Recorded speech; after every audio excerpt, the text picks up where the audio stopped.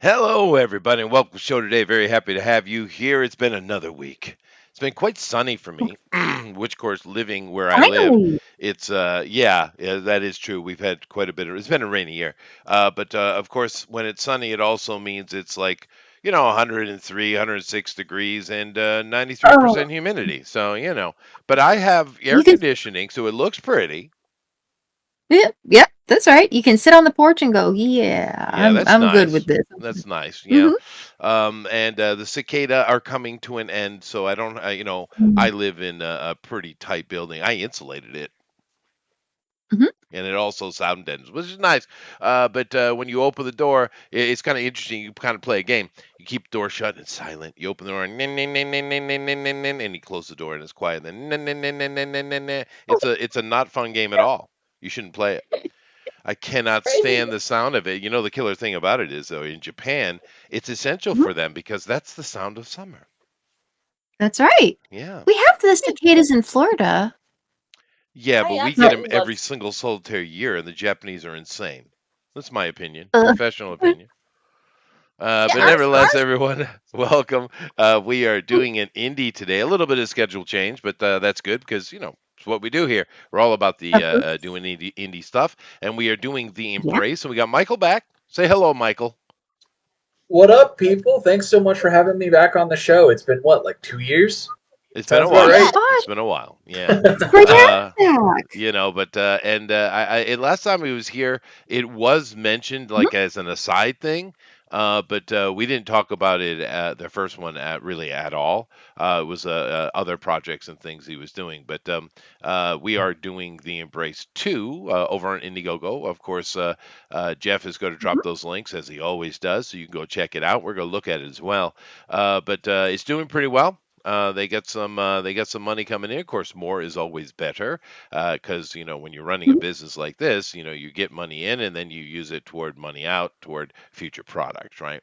The ever eternal search for hitting it big is the American comment there for all you foreigners.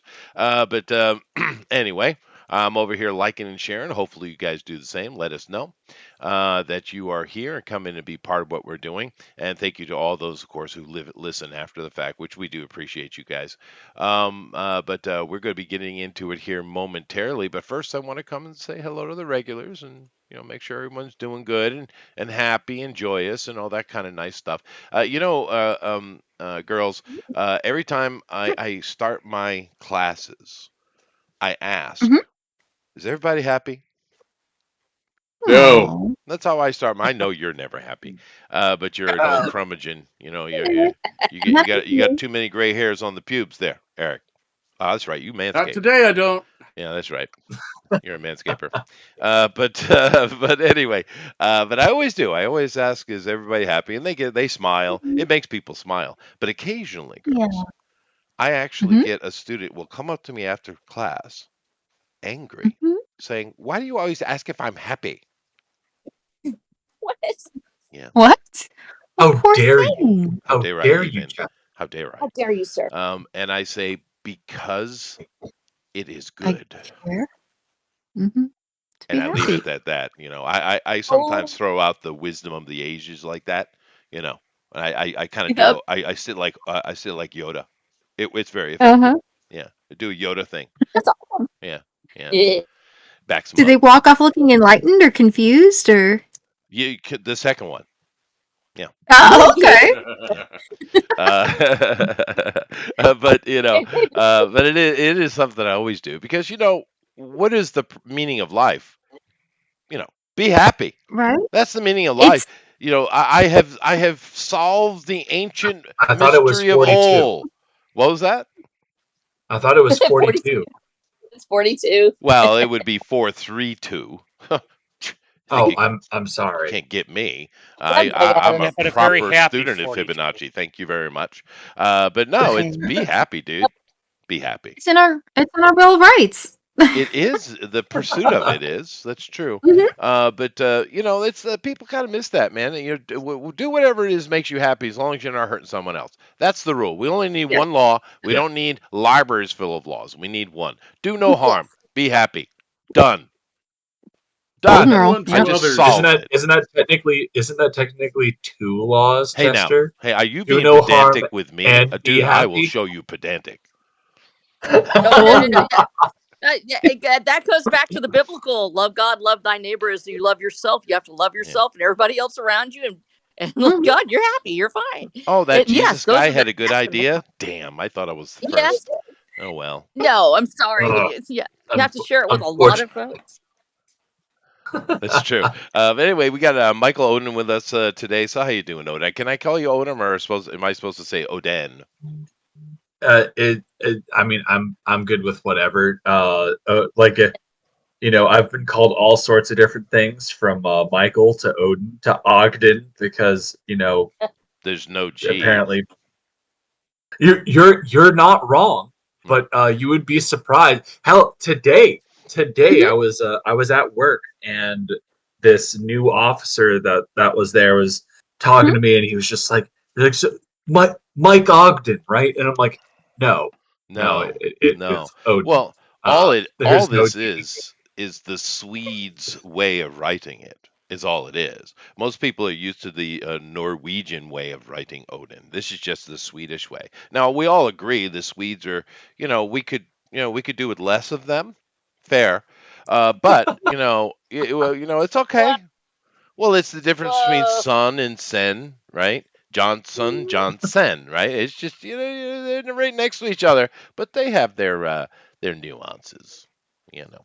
But anyway, so Michael, now of course we talked last time. Why don't you remind everybody? I know we were talking a couple projects. You said that we talked about the Embrace one too. I don't remember that though. We had talked a little bit about it. So the last time I was here, I was doing a campaign called SPQR's Bizarre Adventure, Right. I uh, remember. which was paired with an Elysian Fields Right. remaster, and the rest of the Nine Realms catalog was there as well. Right. And so we had talked a little bit about the Embrace because it was available. The first book was available on that campaign as well. So I kind of went over like the basic premise. Which I can get to here in a sec. But it was a fun time. Like the whole point of SPQR was that it was a like little joke gag book where I was parodying JoJo's Bizarre Adventure Right. Mhm. with Yeah. Roman No. history. I remember that And clearly. Yeah. that was fun. Yeah. And I remember Rosa's piece during that was actually a really good portrait of Pompey Magnus, and I was like, wow, that is well done. First time that's the only time anybody's ever said that about. Cause I'm always up against the greats here. No one's ever beating these people. And then that one time you remember me, I was like, I love you. Hey, I've given you props at least half a time. Yes, you do. You I tell me do. that. Hey, look, you've improved. I feel Yeah. like that special student up there. Yeah. I got gum today because I did better. It's like, That's true. Well, I'm good with special students actually. So. thank you. That's me. But being Oh goodness. yeah, it is. But now, of course, we're going to go look at the page and stuff, and we'll do that after everyone gets going here in a minute. Yeah, no, I also remember us talking a lot about Scandinavian history and various word uses, and I remember that kind of stuff, and that was fun. Seeing as it's kind of what I do. Yes. Yeah. So Yeah, that was I nice. remember that as well. Like we had like a whole geek out thing after the did. show had ended where It we was were good. talking about history and then you were talking about language etymology and everything like that. It was a very fascinating conversation. I tend to do that, and then I get yelled at. Well, you're not going to Yeah. yell at Yelled me at you in for a it long because time. I'm a complete nerd like that. So it's all good. Yeah. Well, I am surrounded by a bunch of Luddites, so what do you want? Mhm. Anyway, Try our Oh best. man. yeah, Us. I threw out the Luddite early. That was pretty early. But anyway, at least I didn't call them Philistines, right? Oh, is that how do we pronounce I that mean, these days? Palestinians. That's a weird way how oh they god. history and all that. Let's Yeah. Yeah. Anyway, Ugh. so let's go ahead and get started here. Of course, what that means, Michael, just like last time, you need to start their engines. Therefore, that requires you to do a countdown. Don't ask me the number; it's always 99. And get them going. Go ahead. It should be enthusiastic, exuberant, So I exciting, have to and count down from 99. You're no, Any joking, number right? that's between not 1 and true. Whatever 99. number I, you want. You can I'm start at I'm 2. I'm All right. glad. So I'm glad Whatever you number you caught gonna my want, sarcasm. I'm glad you caught it. Okay, whatever I'm number proud you of you. want, just start at 99. all right. Oh, So we'll do this the good old fashioned Yeah, with yeah, the yeah, 10. So yeah. we'll do 10, Uh, 9, right. 99. 8, 7, Move. 6, 5, 4, That went too long. 3, Yeah. 2, 1, and you're off. And they're off. And there they Yay! go. Do, I do, was do, almost do. excited. Somewhere around 5, I think. I think it was around 5, Jeff. But yeah, they always start at 10. Why don't they start at 3? I don't know. I never understood Yeah. that. Yeah. I think that's like the classic It thing at is. this point. It is. It is. Mhm. You But know, for me, it starts with take the bottle down, and there are Mhm. 99 more. Pass it around. yeah. You I know, mean, so Yeah, that's fair. it You is. know, We did a you lot of can't road do a hundred trips as a dollars. kid. Nine. Yeah, yeah. yeah. I Spy game. It gets old after about 7.5 minutes. I think that's the rule. Everything is a gray car or the Or road. Well, yeah. Well. When the one I remember, of course, we went every year. We traveled, but we had a car there when I was young for a while, and it was one of those. I can't remember. Was it a Lincoln maybe? But it was a big, gigantic station wagon with power windows. From the Oh, 70s, Ooh. from the 70s even, yeah. And it was Chester, stop playing with those windows. dude, and yes, that is true. But it's one of the ones where in the back you had like you open up the hatch on the back, right? Of course, it had one of double hatches, top and then a tailgate, right? It's one of those types. Um, uh, uh, um, uh, which what was it? Was it a? I think it was actually an automatic window, not a hatch. I think it was automatic window. But anyway, you had that big area in the back where you could just store stuff, but there was a Mhm. handle, a cloth handle, and if you pulled on it, a rumble seat popped up, Mhm. a backward facing one, so you could see your death Rumble Ooh. coming. seat? Yeah. That's fascinating. That sounds only marginally horrifying. Oh no, it's Yeah. bad. Yeah, it's great. Yeah. But I remember taking trips in that damn thing. We called it the Gray Ghost because it was gray and it was faded to the nth degree. That's Yeah. awesome. Yeah. That's what you want. Yeah, that's right. So I think it was from the 60s actually. But anyway, those old cars are a lot prettier than the ones we got now. I can tell you that. There are Oh, any yeah. cars in the Embrace?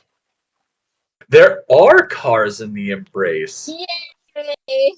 There's Yay. Away. there's actually in the second and third page of the second book, there's this beautiful 2-page spread that I had Dean do, where the Embrace is on top of like a Mustang GT, Mhm. and it's like bursting through the spread, and you've got all this shattered glass that's forming these panels showcasing the Embrace doing superhero stuff.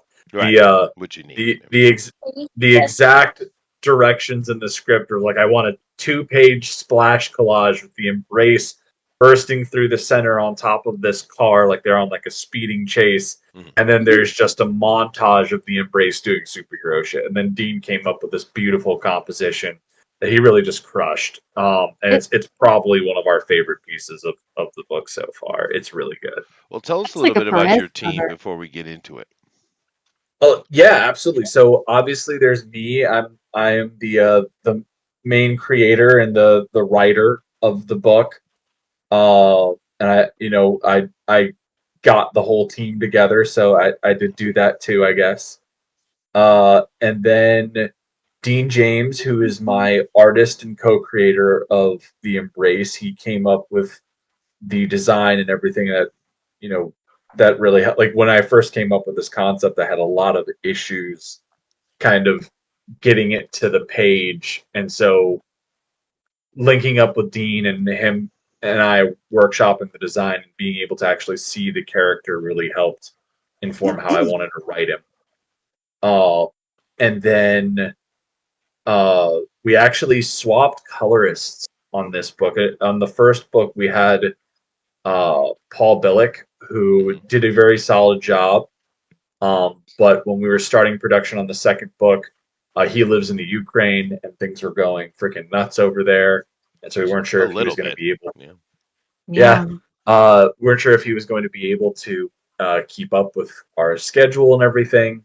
And so we went to a different artist, Eugene Bedevu, who works on Lost Pages with Phil Diaz. Um, and Eugene is tremendous. Like as good as Paul's colors were, Eugene's are way better in my opinion. Like he's crushed it. So he's another Um, European, seeing as he doesn't pronounce his name Eugene like everybody else would. yeah. Oh, it's like, and I could be mispronouncing it. I No, don't it think I sounds am because very it's Greek spelled or Turkish way to say Eugene. it It's it a Eugen. Yeah. it's it's missing an e from the end. So like I just see it and like that's how I immediately assume that it's No, no, being no, no. pronounced. I, It is pronounced that way. It's just very yeah. European way. Yeah. Yes. Anyway, we Um, also have an editor, which, jeez, I thought only Jeff yeah. around here bothered with editors. Well, I have a whole philosophy of, if the greatest writers of our generation in terms of comics and everything like that aren't too good for editors, neither am I. Fair. Uh That's like separate eyes we're all anyway. Yeah. like exactly. Like, it's a whole thing of it is better to get as much feedback on a story as possible. There's also something to be said for not making sure there's not too many cooks in the kitchen, but at least Of having course. Yeah. one person whose job it is to go through, look at what you've done, and be like, okay, this works, this doesn't. And for that, I had Lee Byron Carver, who did the book Company Men, and it was also my editor on the first Embrace book. Love working with him. Great editor, does a fantastic job of breaking stuff down and really making sure that we're we're good to go and that the story is paced well and that the dialogue's where it needs to be Right. and everything like that. No, and it looks good, by the way. And you're getting a lot of attention, which is awesome. Now, this Mhm. character certainly has, it's not Spider Man, but it has a Spider Man movement to him, which I completely get because it's Yes. awesome. There's even a bit of an homage to Spider Man right there. Well, from the movie, anyway. But Yes. now let me see if I get this right with this superhero here. He is exuding some manner of ethereal, umbral, or astral hands from his back or body, and using them to interact with with the world, right? So Yeah, that's a way of saying it. Yeah, yeah. absolutely. So are you did you have you ever seen Elfin Lead, No, I haven't. dude? That sounds familiar, but I don't think I've seen. Go watch that. It's not exactly what you're doing here, but I would have felt that it would have had there would have been a little bit of inspiration there, because Well, they do like telekinetic hands is how they that's visualize it. that's Yeah. cool. But it's Um, but yeah, you should go watch it. I think you'd like it. But anyway, uh, I guessed. Now tell me the reality, please. What's going on here? Okay, so the reality here is that this is a story that focuses predominantly on these themes of fatherhood, loss, and the kind of dynamic between justice and vengeance. So at the heart of our story, we have this character Clarence Griffin, who is a grieving father who a year prior to the events of these books, his son was murdered. It in that year, the investigation has kind of come up cold, and so when the police inform him that they have no leads and they've exhausted everything and that they're closing his son's case, Clarence, in this act of desperation, is about to take his own life Mhm. at the place where he lost his son. It's at this moment that his son's ghost shows up, and his son David stops him from doing this terrible thing. Mhm. And when they reunite and embrace, Clarence is given a vision through his son's eyes of what happened that night, sees the people that are responsible. And when he comes to, his son's ghost has kind of enveloped around him and turned into a super suit that's powered by David's spirit. So And so the that's hands real. that you Okay. Yes. And so like the hands that you see coming out his back, like his back, which is like kind of the shoulder areas, and even in like the waist and the rib cage that come up. The whole idea with it was we had these like smaller hands, and when he's in still motion, these hands are coming down towards his chest because I wanted it to feel like these hands are the hands of David hugging his father, protecting him from harm. But he's also able to kind of shoot them out of his arms. There is a lot of Spider-Man references in this because one of like the big things that we have as a recurring theme is Clarence and David used to read like David would sneak read Clarence's collection, and so like the book that you hear them talk about is the Astonishing Arachne, which is of course Right. it's Isn't it Spider great? Right. like so it's one of those things, and Clarence is the whole point of this book is Clarence is in this dark place and hasn't really been able to process the grief of what he's been through, and so David has kind of shown up to save his dad and kind of guide him through this process of grief. And so like towards the end of the first book, they end up they get the guy that actually held the knife, that was personally responsible for David's murder. And it's at this moment where like Clarence wants to kill him. And David stops him. And this is where we kind of establish this whole dynamic between justice and vengeance. Is at the end of the day, David's here to save his dad. I He's get not it. here to, ruin the man that he was. Right. And so it's a whole thing of, we're a superhero. Justice, not vengeance, Right. So is and is how this they see it. and the son is more enlightened than the father, which is interesting. Um, Yeah. how old was the son when he died, though? 8. Oh, so little kid. That's interesting. Yeah. That's cool. And of course, doing it the way you did, where he grew up reading the Amazing Adventures of Arachnatine, is the way to homage instead of just take. Yeah. So that's good. That is good. But I do like the look of it. I like the sound of it. I see why people are getting on board with it. It is cool. The son and father working together from beyond the grave. Um, yeah, that's neat. That's Well, neat. I'd like to point this out. I'm really excited because I actually thought about him last night. I actually woke up thinking about this. September, of course, is Suicide Awareness Month in Is it? the United States. Yes, and also with a lot of grieving parents that they frequently go through these emotions. People don't really talk about it, and so it's. I always, when we first started talking about this, he and I both discussed. Michael and I both discussed the possibility that the embrace could be useful in some people who are going through that grieving process, especially fathers, because they really don't get that support sometimes that they need when Oh, they you mean are grieving men the loss in general? of a child. No. Tell me. That That's couldn't possibly be Never. true. yes. Well, Ever. well, Yeah. men, especially fathers, because they carry that burden of trying to help their other family members with the grief, and they don't really sometimes face their own issues with it. So I thought this was an extraordinarily important book. Second thing about David saving his father, an 8-year-old is the most moral human being on earth. And I think you probably Holy shit. studied this also. You've never met an 8-year-old before. No, no, I absolutely have. They are at that point in time. They'll absolutely nuke each other. They believe that things have to happen a certain way, though. And Yeah. if you want to talk about a person that if they have been raised up in a certain way, that 8-year-old will hold you to it. Now they can do something wrong, but they want you to act right. Mom or dad doing the wrong thing just absolutely freaks them out completely. Because it's one thing to be a kid, but they have high expectations. And in fact, we talk about in child development, because you've taken it too. When you mess with kids at that age, that is when they start to actually bend off in a big way.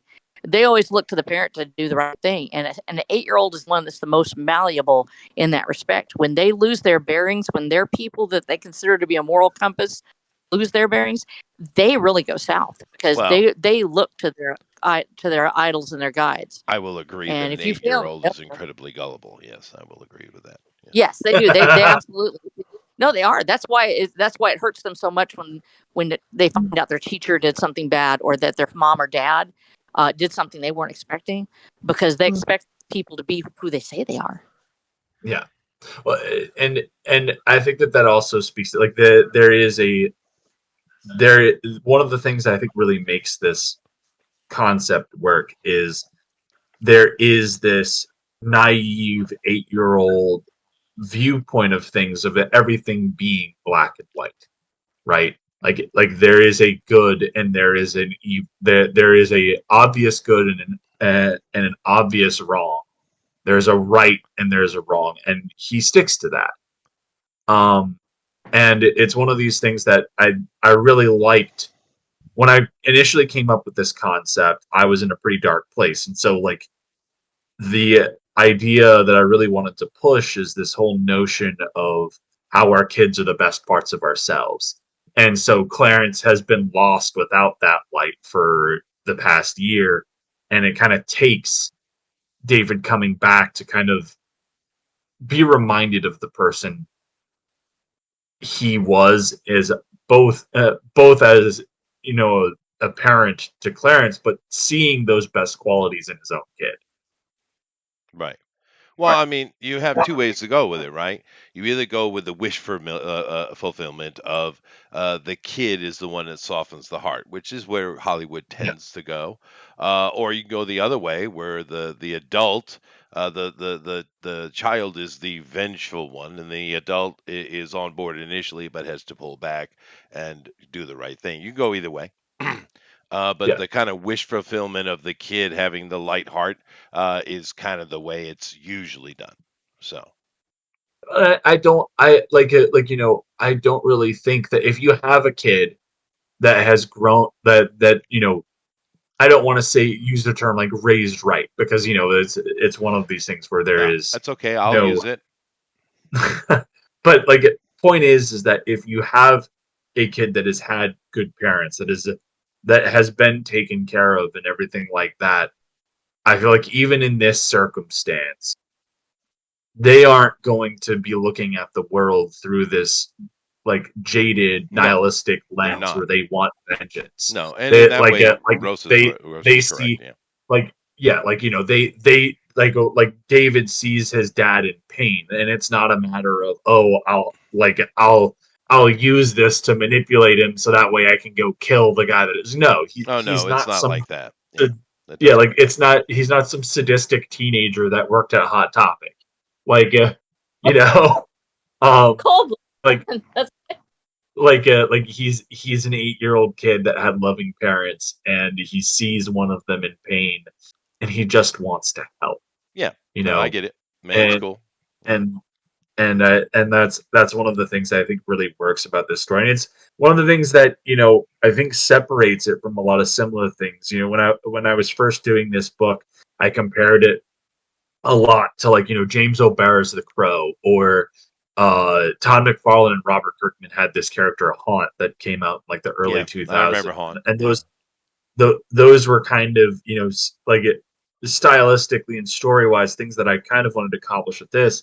But it's the thing that really separates the Embrace from those concepts is this optimistic worldview. The Embrace, the Crow was written as, you know James O'Barr just pouring all of his anger and hurt and pain onto the page from losing his fiance. There's, it's not a happy book, and it's certainly not one that has, like, a positive worldview.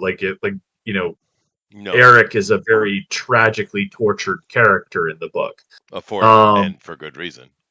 Yeah. Yeah, like it, and then, when you look at Haunt, same kind of thing, where it's like these got, like, one of the things that, while I really enjoyed Haunt, one of the things that kind of makes it not hit as well is both of the main characters are kind of shitty people in a world that is pretty shitty.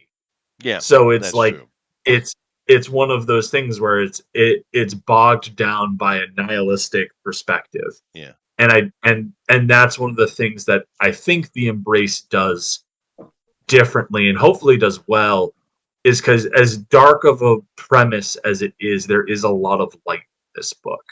There is a lot of levity, especially what a lot of people were surprised in the first book, because they would hear the pitch and go, man, that's really sad. And then they'd read the book and it's like, yeah, those first 8 pages or so hit you like a runaway ice cream truck Mm, emotionally. yes. But like once you get past that, once you get to the point where Clarence and David unite and they become the Embrace, and you start to see them play off one another, and they're talking to each other as they're doing all this stuff, there is a levity that comes into it that really sets itself apart.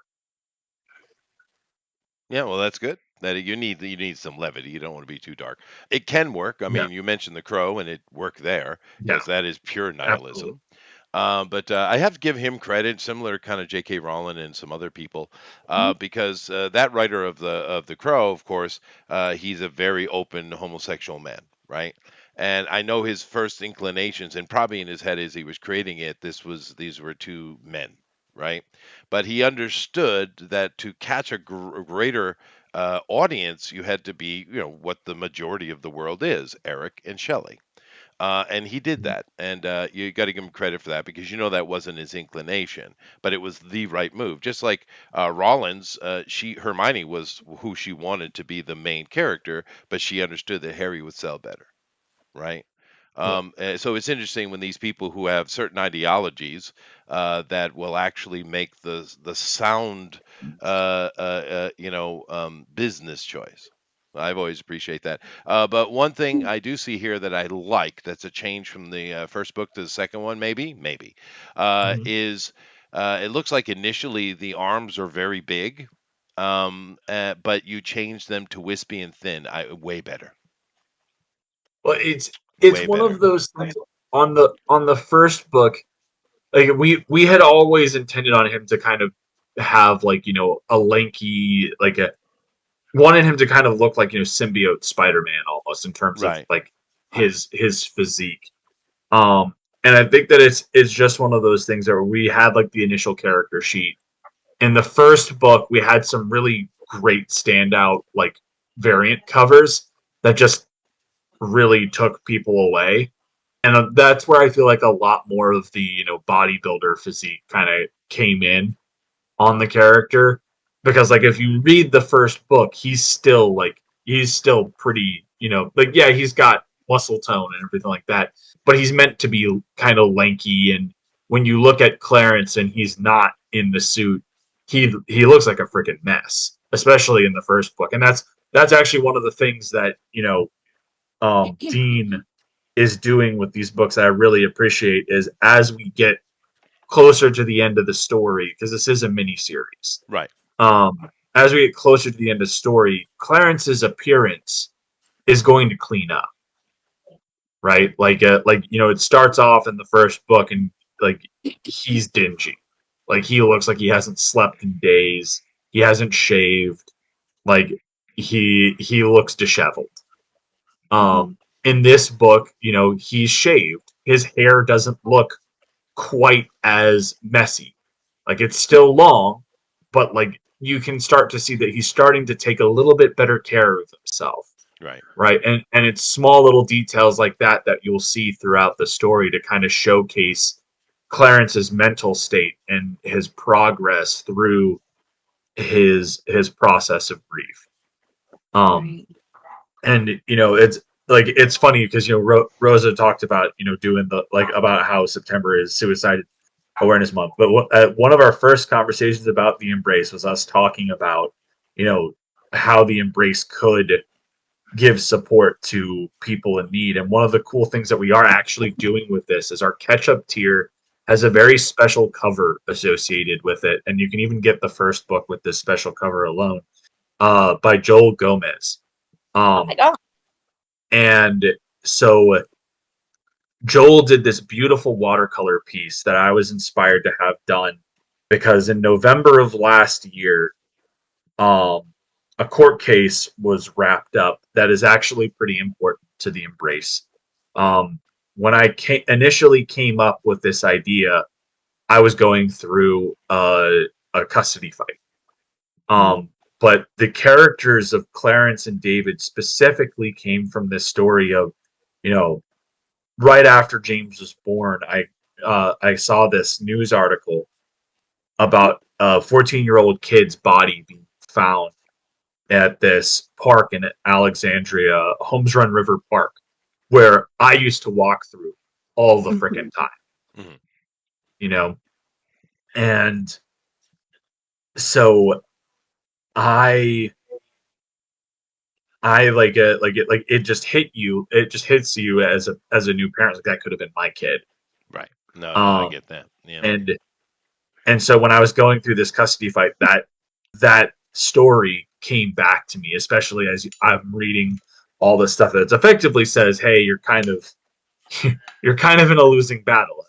Fortunately, I did end up winning that custody fight, and it was a hard time, but I pulled through. And this book is in large part a big reason why I was able to, I think, was being able to convert that loss into something constructive and keep myself sane while I was going through everything that I was.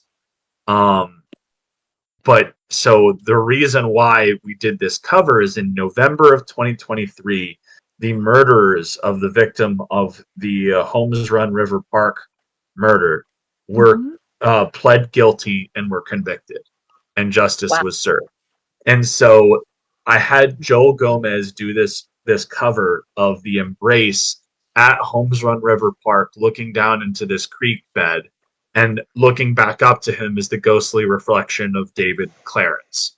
And so I ended up finding an organization called the Virginia Victims Assistance Network, and they host homicide survivor support groups. So effectively, the family and loved ones of victims of homicide.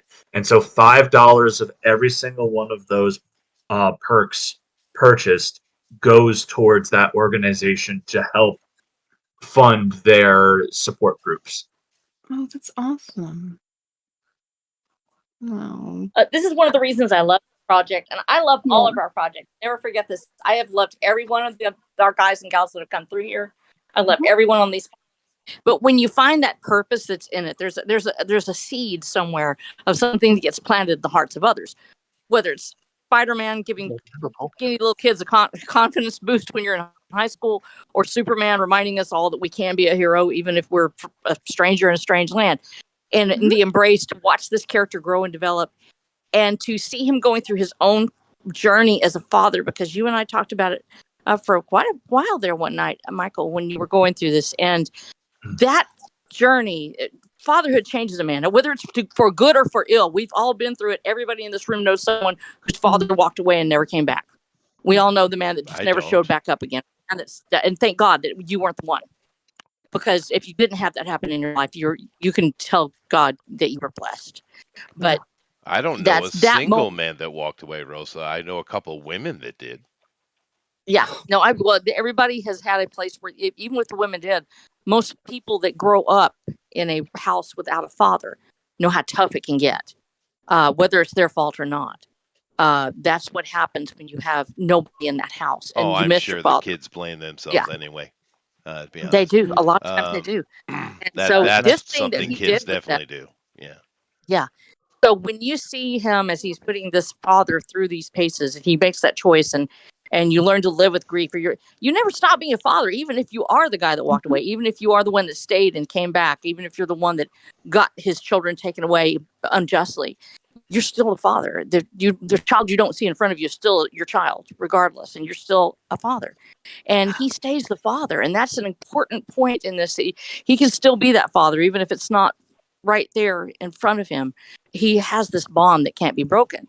And to see that portrayed in this manner as a positive male figure, which is so excoriated right now in the public domain, that men are so put upon by the general public. To see this as the good father who attempts and tries and succeeds, I think this is so extraordinarily important, because there are so many fathers like him out there that are just trying from day to day to get to their kids, to see them, to even have a moment with them, and are being denied. And to know that you're still a father, even if they're not in front of you, and this is the journey you can make. And we need this right now. We need that, and that is where that hope comes in. And that's why I'm so proud of this project. And I think it's just an amazing project. That's awesome. I don't even know how to find. I thank you so much, Rosa. And like it was really just a great conversation what we had when we initially talked about this part. I think it was like what 2 years. Like it was literally like right after we did the SBQR stream, because you were asking me about it, and I was also talking to you about like potential organizations to go, because like I wanted to do something with this character. I do think that this is a character that can help people, and it was really cool talking to the lady from the Virginia Victims Assistance Network, because they were like, okay, but like, what's his end goal here? Like, how is this going to end? And I was like, I should have told. I was like, the whole point of this is justice, not vengeance. He's like he's not going to be killing any of the people he goes after, but there's also a whole element of, at the end of this story, David is still gone. When this story ends, Clarence is going to have to let go. And I think that that's one of the beautiful things about it, because it's not even really a spoiler. You can tell from the start of this story, that's the only way this can end, is that Clarence has to be the adult and make the right choice and let his kid go and move forward with his life the way that the way that is, I don't want to say expected of him, because I don't think that that's the right way to put it, but like it's the right thing to do, and it's what David would want. Is for him to move on with his life and live his life to the fullest for every moment that David didn't get. Because David's in a much better place. Yeah, and so like that's really what's at the heart of this story, is that kind of push, and at what point is this going to be enough for Clarence. And we're going to be introducing like it in this second book, at like the very end, we introduce a character that's going to be like a huge part of Clarence's journey in the Embrace 3 and moving on, that I'm very excited to write his stories. And his whole point with Clarence is, when's enough going to be enough? Technically, you've already put in jail the guy that killed your kid. So when are you going to be satisfied? When are you going to allow your son to enjoy peace? Well, Because that's what he he has deserves. eternity, so no big deal. But I would say the standard comic book answer to that would be until there is no one is in danger. I mean, yes.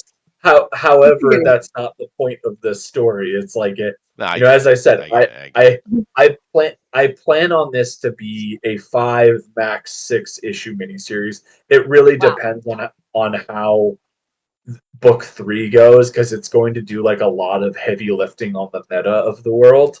Right. And I'm trying to balance that with spectacle and everything like that, so that way it's not just bogged down by it. And so I might end up having to split that third book into 2 parts.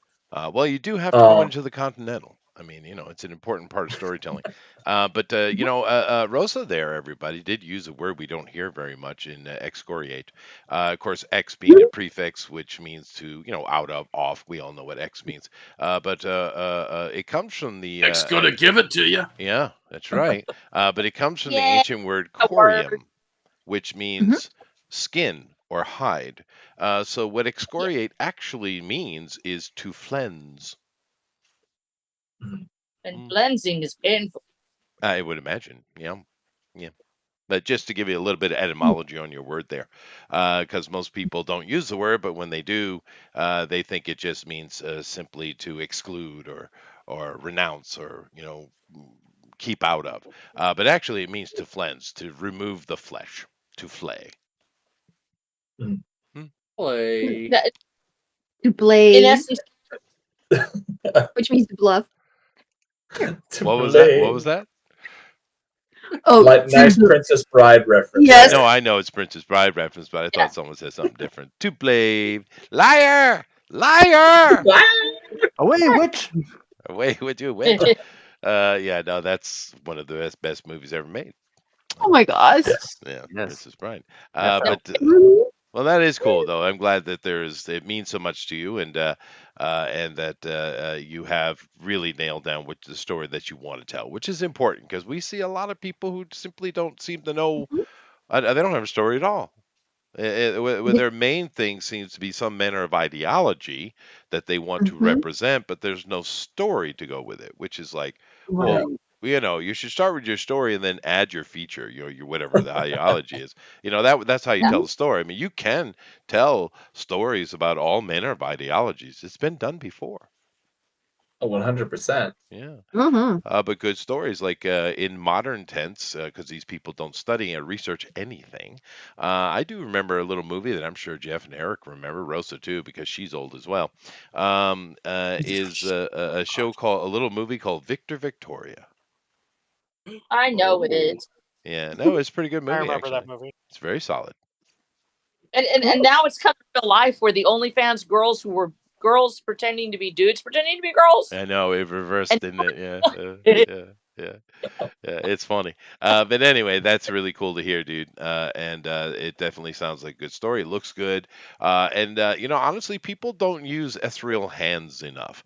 Like I said, Elfin Lee does kinda. It isn't throughout the entire thing, but occasionally you can see the arms. It's mainly they're invisible because they're telekinetic.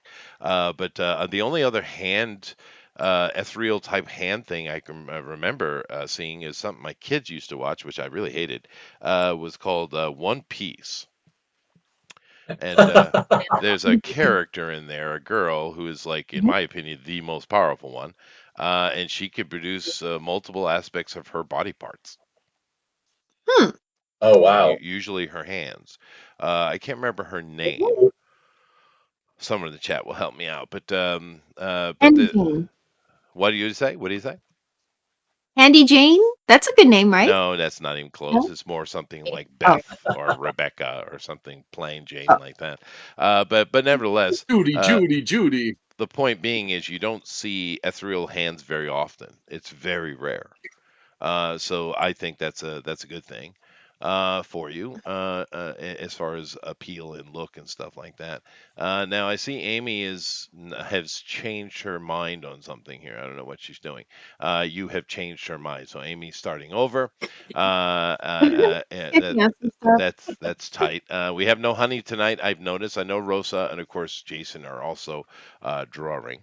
Yeah, no, it's an interesting book, guys. You should definitely check it out. There's a lot of heart and soul behind it, obviously, from listening to Mhm. Michael's story.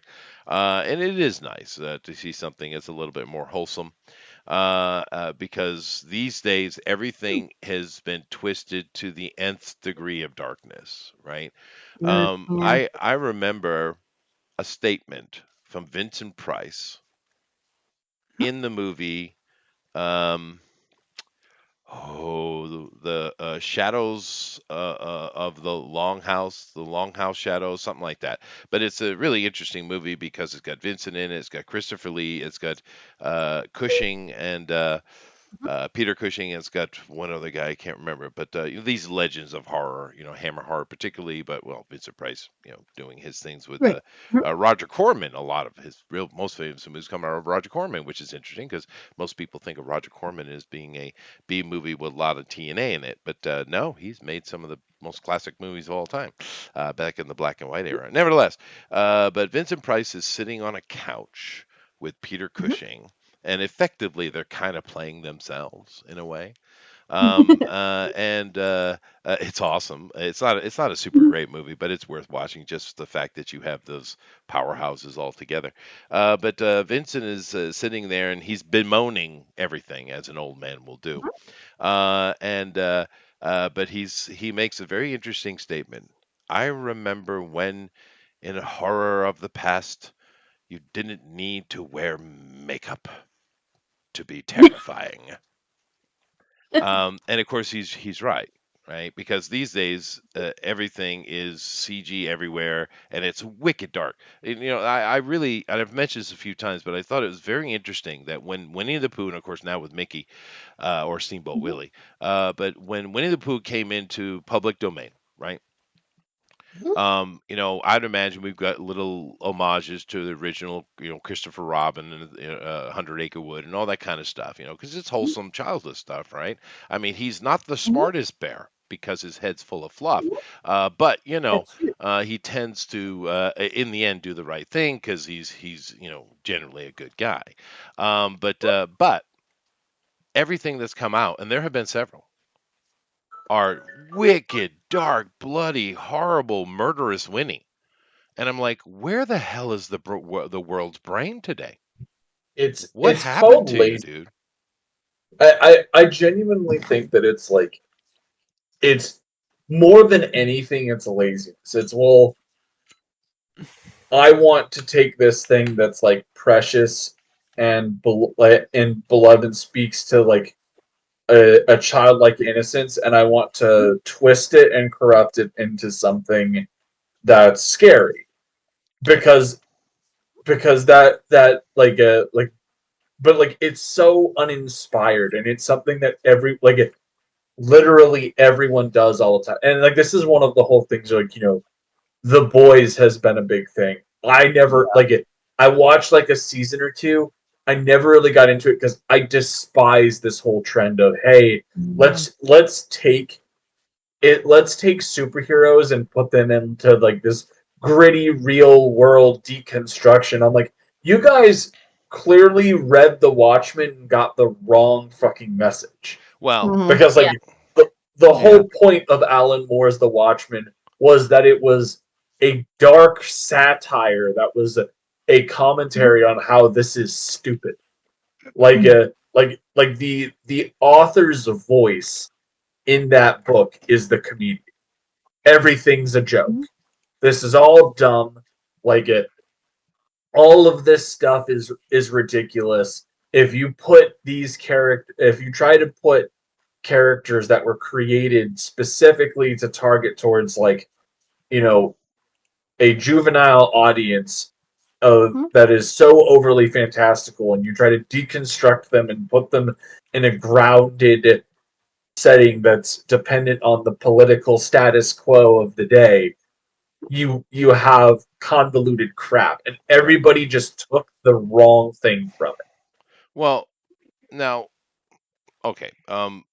That was all part of the British invasion with comic books, and the Yes. British guys thought comic books are stupid. Okay, let's just be, all of them. Garth Ennis, who we're Yes. talking about, Alan Moore, Graham, all of them, right? They all thought, or excuse me, Grant Morris, Morrison, no, Grant Morris, I can't remember, but Yeah, whatever. Grant Morrison. They all thought comic books were stupid, and they wanted to deconstruct it and laugh at it. And for some reason, Americans seem to love British people insulting us. I don't know what it is, but it's a weird little thing. Like we had that little troll, Simon Cowell, coming over to American, Piers Morgan, another fucking troll, coming over and just insulting Americans left and right, and we just eat it up. I don't know what that is. It's weird. It's some kind of weird guilt thing. I don't know what it is. But Garth Ennis.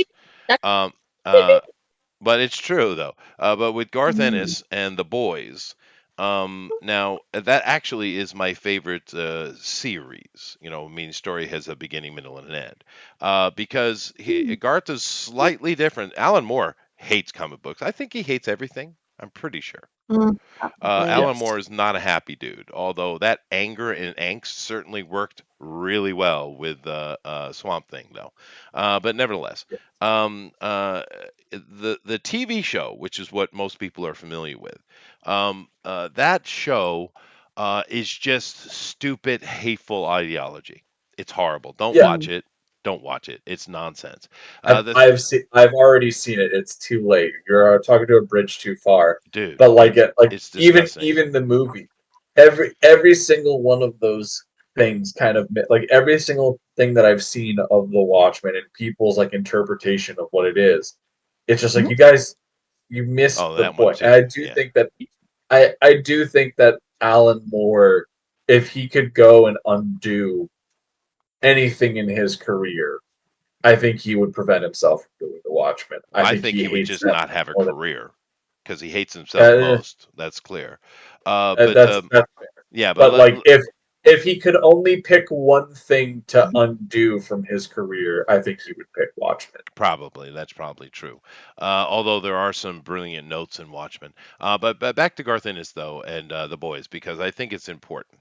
The show itself is just nonsense. It's hateful. Don't watch it. Right.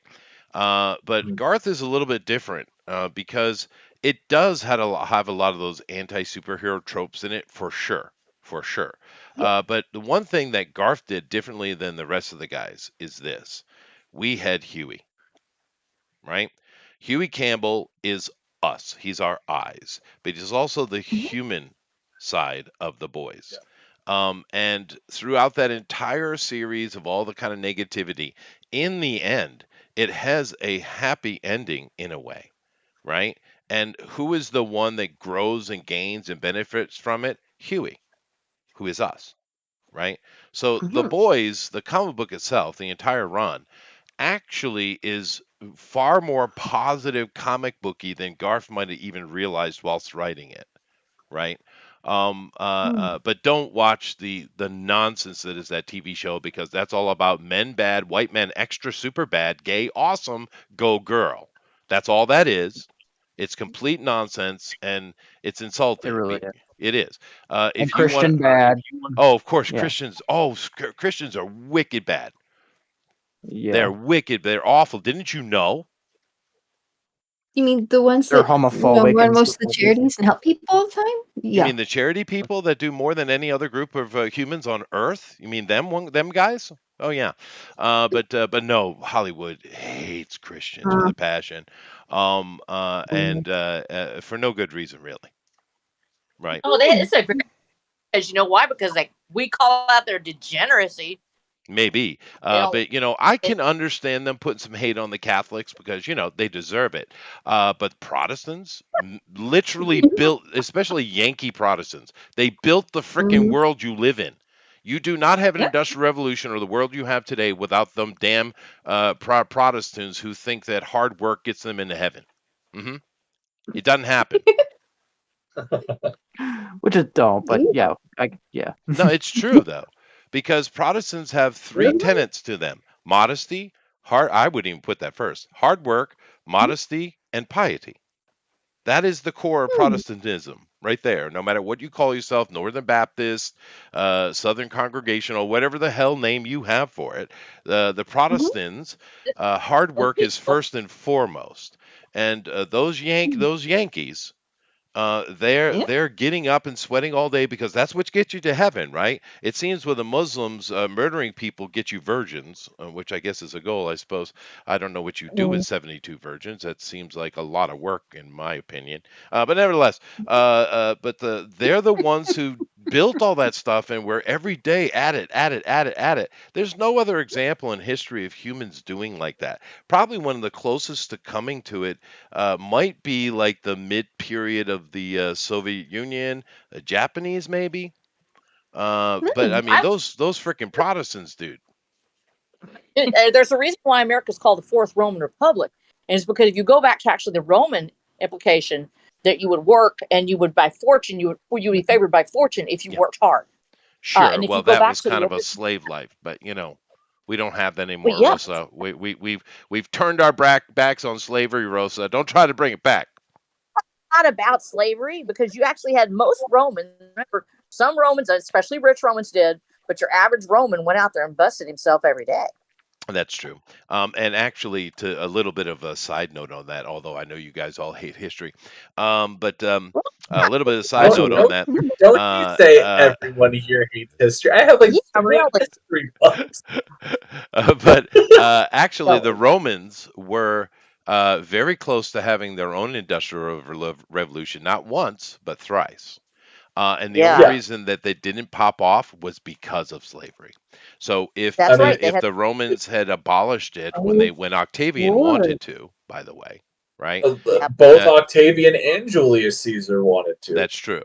But if they had done that, they would have actually had it. We would have had an industrial revolution 2,000 years before we now had it. If Julius Caesar had not been assassinated, there is a very large likelihood that because it's funny because everyone talks about, oh well, Caesar's the end of the Republic. Yeah. Caesar Yeah. probably would have brought about a reformation in the Republic that would have actually made it administratively what it was intended to be as a voice of the people. Because right when Caesar declares himself dictator for in perpetuity, he starts doing things like, hey, we're going to get actual nobility from the Gallic tribes to be senators. We're going to get Mm. actual plebeians into the Senate House. We're going to make this government actually representative of Which is what Rome is now. which is why they killed him, by the way. Which is Correct. what. But yeah, And then uh, immediately took over again with the same yeah. dang Well, thing. you And that's see, we can see it in modern reflection with Trump. Why do they hate Trump so much? Think about it. Of course, Mhm. one big one is he's messing with their money. So that's one. Yep. But Yep. he's trying to reform it, and they can't Mhm. have that, right? No. Now I'd say he's a bit bullish and boisterous in his attempts to do so, but at least Mm. someone's speaking up for it, right? Mhm. But no, that's very true about Julius. And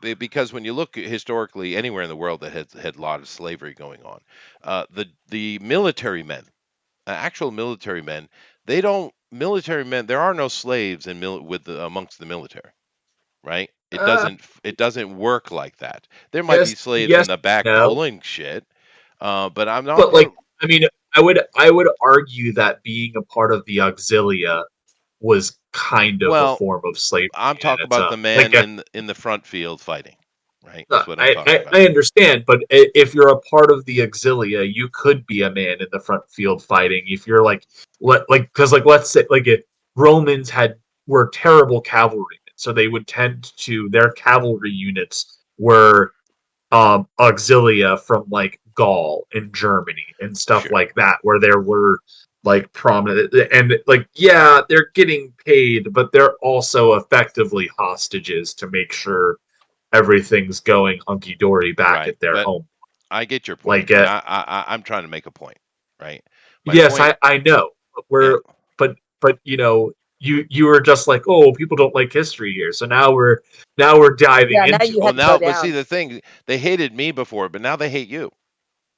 Yeah, that's fine. Okay. But my point I'm trying to make is this, that when you have men in the field, slavery is not the thing on their mind because they need unity together. And a slave is not going to really have love for you, right? Where you look at other people who title themselves as a general, but never actually in the field, they tend to be much more pro-slavery. And you can find this throughout history, not just in Rome. Well, the Muslims are a little different, but anyway, it is kind of an interesting look at it. The guys who are actually working that are in the field and stuff like that tend not to be very pro-slavery. If you look even in India or China, like Sun Tzu, that great writer that everyone likes to quote and you're required to read when you go to academies in America and Britain. Sun Tzu, his book's okay, I guess. I've read it. But I kind of prefer his other journal entries and various things that come from Sun Tzu. And he lived in a country that had slavery. Well, it's almost the entire population was slavery. Mhm. And of course, that guy was in the field a good half of his life. He was in the field, Sun Tzu, and he spoke out quite strongly against slavery, and it got him in quite a bit of trouble, kind of like Galileo Yeah. type of trouble, actually. Mhm. But no one Yep. talks about that. All they talk about his art of war for some reason. Is that like the only thing he did? Whatever. He wrote one book. He Just did. he got up one day, wrote a book with no background, and Yeah. then Yeah. said, "Yeah, I'm done," and then retired. Yeah. Yeah, I don't really agree with the entirety of his philosophy, but nevertheless, I'm not a military guy. So I although mean, my like entire family is. but like Yeah. that's where Sun Tzu is famous, is that those philosophies of the art of war are applicable very effectively on, like, Probably, yeah, they specifically the probably are. battlefield. Yeah, they just seemed awfully practical to me. It was kind of like common sense. It's like, of course you should do that. I mean, why do we have to even mention it? Yeah, but Chester, as somebody who was in the army, Mhm. we have a nice little expression that is common sense is not all that common. Oh, Like it, that's like fair. like never underestimate the What people don't know. stupidity in any bureaucratic organization. That's fair. That's fair. Actually, And at the end of the day, yeah. all militaries going back to the beginning of time have a level of bureaucracy and logistics to them that is integral for them to succeed. Right. And it's where people that, like, you look at what they do and it seems like, oh, this is just like common sense stuff. Like Napoleon Bonaparte was like, yeah, we'll make sure that we provide our people food and make sure that their shoes are upkept. Hmm. Yeah, those are Right? like You know, that seems like just basic common sense, it but it does. was Right. revolutionary Well, because it was like, oh man, you mean we should actually supply our troops with things right. to Yeah. make sure that they're able to fight in the battles properly? Like we should actually invest in that. Yeah. Oh man. Yeah. Logistics. Ah, But Shaka Right. Zulu had that same opinion, interestingly enough, about the shoes anyway. Mm. yeah. That's what he's famous for, just so you know, Shaka Zulu. He's famous for taking their spear and cutting the haft in half and giving his soldiers, wait for it, sandals. Hmm. Yeah. That's why he's famous. He's Because, Huh. famous for they got that, their I ass that mean, kicked but left song, and right. Huh? or Chaka or Khan, or, Chaka Khan. or Was it the him? fact that they're one of the few military units to successfully pull off a double envelopment, whatever. Yeah, but they had a success or two, but mostly they got their butt whooped. What You was that, could Eric? you could say the same thing about Hannibal Barca. Well, Yeah. yeah, He but started off you're you know no, for you're real not well. allowed to say anything bad about Hannibal on this channel, just so you know. I mean, Oh, I see you're a Carthage apologist, and that's You okay. damn right I am. uh, Damn right I am. Yeah, Sacrificing children to your demon that's deity. right. The damn Greek should have listened to the man and attacked when he told them to, and then we would have had a very different world, boy. I tell you what. But Greeks are Greeks. What are you gonna do? You were trying to say something, Eric? Oh, just a dumb joke. Never mind. No, go ahead, man. I like dumb jokes. No, when you said Shaka Zulu, I was like, isn't that the guy that did that song, Shaka Khan? Shaka Khan? Wow, that was a bad Yeah, joke. it was bad. It was a dad joke I or a grandpa apologize I'm here joke. for for asking about it. Actually, for a completely different segue, however, I have been watching. I've had a little bit of free time at nights because I finished up my translations for this quarter pretty quickly, okay. but I haven't turned them in yet because if I do that, then they send me more work. So no, I don't do that. You smart one. Yeah, right. No, I learned early, dude. I've been doing this shift 25 years. But but anyway, so I've had a little bit more time at night, and I've been watching some movies, trying to catch up. I watched the TriStar. I didn't even know TriStar was still a thing. Didn't even know. They are? Yeah. They made that movie Thanksgiving from Eli Roth, Oh and it my was God. They did. Yeah, I did watch that. yeah, it's okay. It's fine, right? Yeah, it's okay. That's about Yeah. it. You're right. I mean, it's certainly worth watching. Yeah, but the problem with that is like within the first, even if I'd say 4 minutes, you know exactly who the bad guy is. Oh, yeah. Yeah, it's not there is no surprise in it. But I watched that one. And it was okay. I did watch a Norwegian film that was very Gremlin-esque called "There's Something in the Barn" The Oh, that's barn. not cool. I from don't want anything in my barn. Sony. And it was pretty fun. It was a comedy horror. It's not really much of a horror, but it was good fun. It was kind of as if you took the Gremlins, mixed it with Mhm. National Lampoon's Vacation, and throw in a little bit of Norwegian weirdness. I mean, that sounds great. All It right. is, yeah. I recommend that one. Thanksgiving, it's a popcorn. You can go watch it on a night. It's not going to hurt you, but it's there's nothing new there. But something's in the barn's very family friendly, depending on the age of the kids, because it does have some blood in it. But it's just good fun, right? Like very Gremlins-esque, right? And then I saw the last a movie I saw was In a Violent Nature. Don't know that one. Now, this movie I recommend highly to anyone who likes horror movies. This is What's a the movie called? Is that the in Jason movie from his point of view thing? Yes, dude. In a Violent Oh, Nature, it's exactly what Erotimus just said. It's basically it's from the point of view of Jason. Now, it's not a point of view as in through his eyes. It's actually you're kind of behind them the whole time. But if you're going to make a movie from a point of view of that type of monster, a slasher monster like Jason Voorhees, I don't think you can do it better. I just don't think it's possible to make a better version of that movie. Um, it's got like somewhere just under 6 on the ratings. I say it's more like a 7 as far as overall movie goes. But it's really spectacular. They took a thing that is extremely hard to do anyway, and then they added more hardness on top of themselves. Like for instance, there's no music in the movie at all. No. Yeah. There's no stingers, there's no nothing whatsoever. All the most sound you get in it is his footsteps.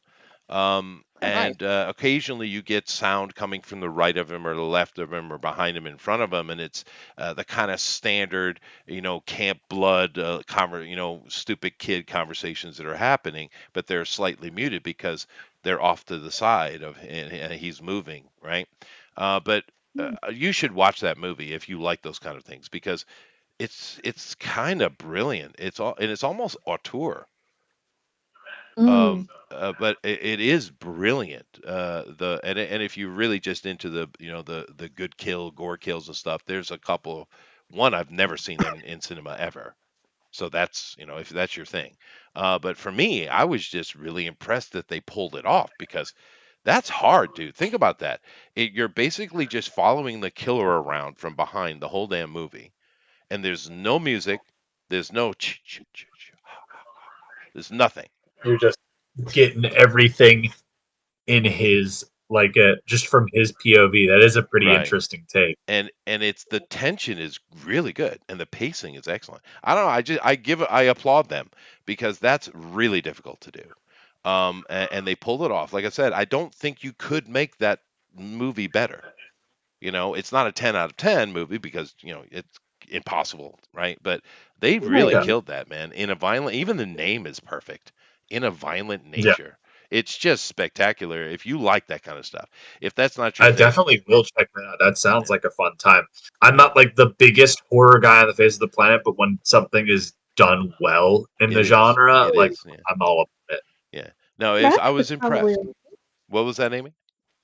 Rabbit would probably like it then if he hasn't seen it already. Who? Rabbit? Rabbit. Oh, Rabbit. No, Oh, Rabbit yeah. probably already seen it. Rabbit's he watches a lot of movies. I'm sure he loves horror movies. Sure he has. But I love horror movies myself. I even like bad B movies, right? Well, there's a line. I mean, But you know, but The no, Disney it's movies, which really are well done movie. Not even the genre doesn't matter. They really did a good job with it. So nice. yeah. So that's anyway, yeah, and they don't have ton of it, but the special effects they needed, they took their time and made sure it was perfectly correct, right? that's Where Mm. awesome. It is. Where a lot of times in these movies they're like, "Oh, well, just back it up and blur it up a little bit," or "It's good enough." They didn't do that. They took this very seriously, those guys. So, That's good. yeah, it is. Yeah, It's yeah. good when people have the sense to know I'm when trying to you think. really need to splurge on something and when you can kind of just, okay, let's not throw in too much cheap stuff and Right. spend more sensibly That's here. Yeah. that's the trick, spending the money Mm-hmm. wisely. And if you're a real movie buff, though you watch enough movies, those things become noticeable to you, right? Yeah. Just with enough watching, and you appreciate it because, like, oh, these people were smart with the money they had. Whereas Disney, as of late, they have way more money than they need. They're just burning Mm-hmm. it and they're spending it incredibly badly. We Yeah. saw a movie here. What was it? We didn't watch. We just saw like kind of some trailer commentary on it. Oh yeah, The Rings of Power. The Rings of Power. We're Oh, gonna That's watch that. Amazon. It is Amazon, and God, they put $1 billion behind that project, and it looks really bad. It looks bad. it's I heard dude. it's even Mhm. worse Look, than this first season. Well, yeah, I'm not even what getting into the woke stuff, the ideology, the I acting. don't I'm even not even care that. about Just the like visual of it. It's the bad. the the visuals. makeup. Yeah, it Yeah. It's really is it's pretty it's awful. astonishing that it had the budget that it did, and it looks like a pile of shit by comparison to It the Peter does. Jackson film, And I don't which had understand how you like do that with a that kind of money. very small budget especially Yeah. by comparison. Yeah. Like Maybe they're laundering it. no, it's not that they're I laundering it. It's almost just said that. people just suck. Yeah, Like like they're not professionals. they're Yeah. they're bad. They're bad at their jobs, and there's a reason. Like it's funny because the second season came out recently, Yeah. and the numbers have showcased that over 3/4 of the people that watched the premiere of the first season have dropped off. The first season had like I want to say like 9 million or something like that, and now it has like less than less than 900,000 have tuned in Mm. for uh the the second season. I will be shocked if it gets a third. Yeah. Well, It's so yeah. expensive to make. Right. But they kind of Um, already invested the money, so we'll see how that Mm, goes. it's the, But locked in. Amazon has other things that it can invest in that are doing way more. oh, sure. Like No, sure. like the Reacher show is very solid. Yeah, no, it is, Um, Yeah. even though he's a moron. I don't The care. Like interesting thing about that, though, season one, Mhm. right? It was good fun. Season two, I enjoyed Yeah, it. I had good fun. But the thing that surprised me about that, I don't know that actor's name, the guy playing Reacher. Alan Rickman. He's perfectly cast, right? Say Yes, his name again. Alan Richson. Alan Rickson. Yeah, Yeah, no, Yeah. he is perfectly cast for the role. But I noticed, and it was kind of shocking because, and maybe I missed something, but from season one to season two, he aged. He hit the wall, right? He aged so much. It's the I think. roids. You Well, think? I think that I think it's partially makeup and everything. Like they like that definitely I think played a role in it. They also like are trying to like the whole point of season two is kind of show Reacher in kind of a distressed state. Like he's kind of in a kind of like in the first season he's very confident about what he's doing and who he is and Right. this that the other. The second season is meant to be like a kind of throw him off guard and put the people he cares Oh, about sure. in the crosshair, Well, the Empire which Strikes Back, right? I stress mean, you know. yeah, exactly. And so like that's I think that part of that plays into that. I do think that he's also at that age where like you start to like your age really starts to show Right. because like Right. he's going into his 40s right now. Like Right. he was also in Ministry of Ungentlemanly Warfare, which was a blast. Like Yeah, I heard I that was heard. very Yeah, I fun. haven't solid. watched that one yet. Yeah, I heard that was pretty Like good. it's But it's so fun, and yeah. like him and Cavill play do a great job in it. Like it was a very enjoyable movie, but like you can definitely tell he's getting older. He is. Um, But Elrond might have a point with the roids. I know he was being sarcastic, but there might be some truth to that No, anyway. I wasn't. It's like he Yeah. looks. He's got that. He aged real quick because Mhm. I'm 54, right? And I certainly got salt and pepper hair and beard going on, but that just makes me sexier. But I haven't aged anywhere near as much as he has. The ladies around here still call me Tamago-chan. Well, that's the advantages of having a sex shrine on top of a mountain. That's Tamagotchi? Yeah. true. What? They Yeah. call you a Tamagotchi? That is your No, they call me superpower. Tamago-chan, which means egg, cute egg Tamagotchi? or egg boy, because my skin is so smooth. Oh, I thought that's the shape of Mm. your belly. No, no, no. I lost that long ago, Eric. I used Oh to have dear. that. I Oh used to yeah. be a big husky boy. I used to be, but I lost that. But now I'm taunt like a toiga. But not well, like a middle-aged tiger. Let's go with that. But Okay. All right. but no, it's because I eat a lot of nuts. I think that's what it is, and I don't take roids. Huh? That's what you said. Yeah, Eat a lot of nuts. I do. Yeah, that's it's good for your skin. Oh, I bet it That's is. sex Yeah, mountain. That's what I've Makes you heard. happy. yeah. But it is funny. The ladies here do call me Tamago-chan. Yeah. I'm a good one. I've That's I've embraced it. I've embraced it after all these years. I have, yeah. But it's because my skin. I don't have like wrinkles. My skin is very smooth, right? And of course, I think the main thing with it is though, when I was a kid, Mhm. I never had acne, Mhm. right? Really? My wife Oh, did. that's Really? lucky. I think it was quite normal, but if you get close, you can see in her, in her cheeks on the side of her face, there are the a little bit of the acne scar. Like I said, it's not a high level of it, but it's definitely there. Most people have it. I never had acne.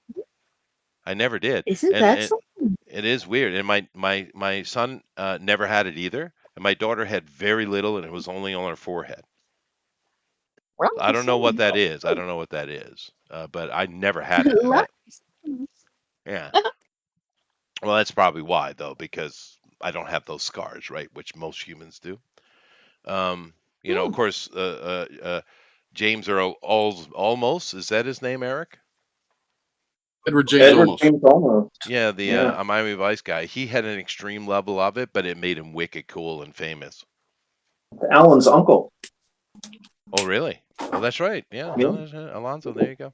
But he had They're all related. extreme acne as a kid, real, real bad. But boy, it worked for him, didn't it? Mm-hmm. Yeah. That's interesting. I wonder if it has anything to do with my Rh negativeness. Is that blood type or? Yeah, I'm an Rh negative. I'm one of the very rare humans that has it, which is why I studied it and I write papers on it and stuff, right? Hmm. So therefore, because I'm Rh negative, I have things that you guys don't have. I have an extra vertebrae in my body, which means I have one more bone than you do, right? Okay. Show Yes, off. show off. Yes, that's right. Look at me. Look at me in my extra vertebrae. And Where is it? Back there. I will never ever have high blood pressure ever in my life. Really? isn't that nice? Because Yeah, he has no heart. that's true. That's Yeah. that's half of it. That's half of it. No, but Rh negative people, they never have high blood pressure. Their blood pressure is always Let like me ask you perfect. this. Yeah, Let me and because we have an actually extra bone. What was that? in my family, and okay, let me ask this because in my family we actually carry this gene for Rh negative. We also carry Sure. one for what's called Bombay blood, which is like ABO negative with an additional, and it was very rare. Actually my sister has it, Yeah, sure. and so we always have. That just equals death. So Yeah, it Yeah, literally is. It's like she has the only type like that, yeah. and she's still alive. She's here. Well, she's a miracle. But That's no, all white people carry it. Every white person has it in their genome, of course. And with the British and the other Europeans moving around the world after the Muslims cut them off and they were pissed, so they took their ships to go around and just, we'll just do it ourselves then. With trade, of course. And then going around the world, they dropped their genes in many, many places. Therefore, you started seeing Rh negative pop up here or there in non-white populations. So if you're a white person, it's in you somewhere. But it very, very rarely displays, unless you're a Basque person or from the Canary Islands or something like that. Those people have like 30-35% of the population are Rh negative.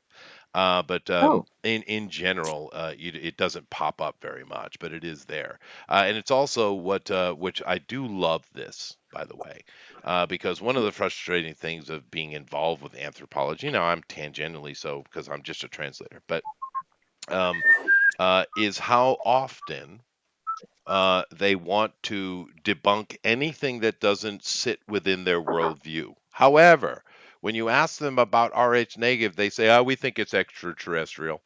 What the hell, dude? I thought it was angel's blood. Is that the Or, angel's blood people? well, I've heard that before too, but it's just so weird.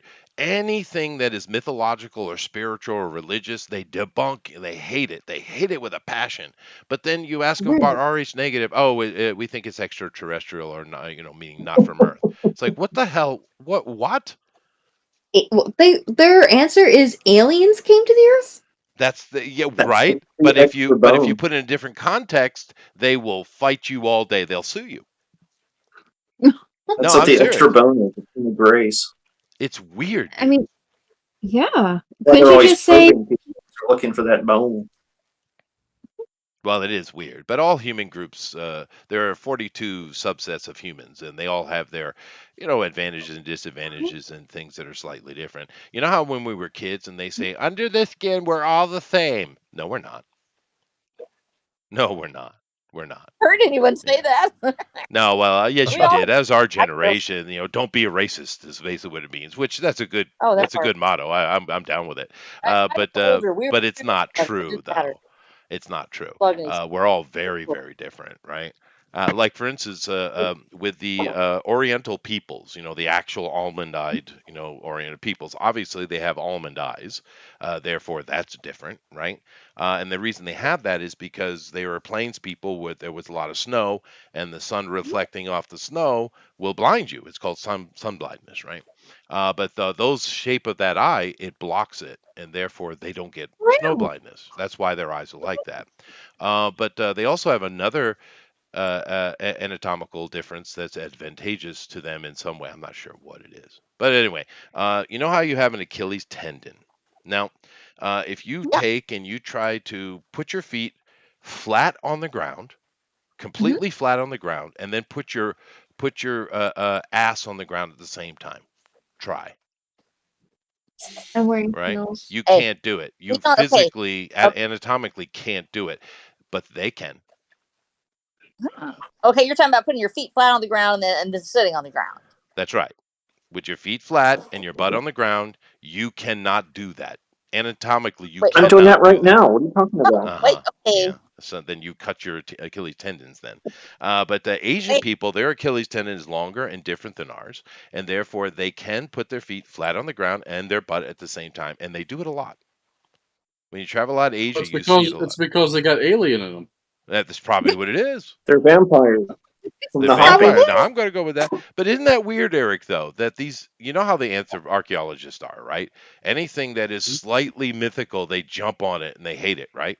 But Yeah. then when it comes to Rh negative, they like readily say, "Well, we think it's extraterrestrial." So what the hell is wrong with you people?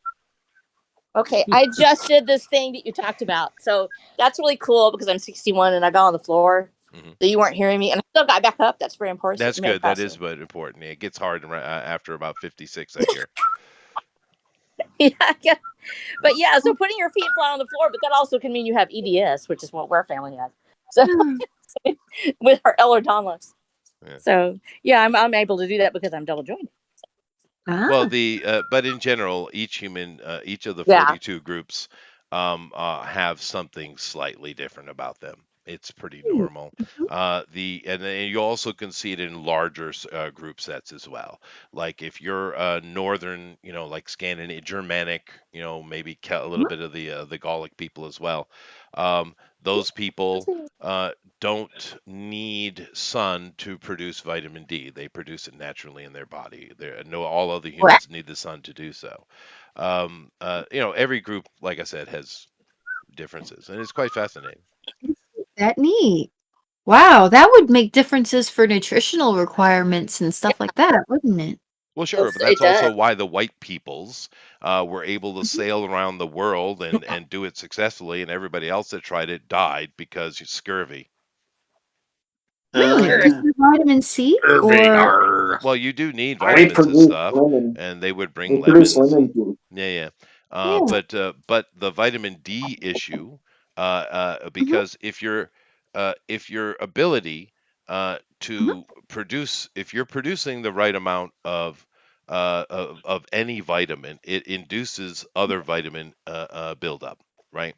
So if you're Yeah. Mhm. lacking in one vitamin, it's actually going to whack everything in your body. You need balance. It's just the way it is, and that's common sense. I mean, it's not like you should even have to be told that. But one of the things about Oops. boats is they actually, you would think that they're on deck all the time. That's not true. Sure. They spend a No. lot of time under deck, and especially when they're doing the northern reaches. Like that's why you don't have. You look at all those famous Northern Passage cruise. There ain't a black person anywhere, right? Because they die, right? They What about can't. Isaac?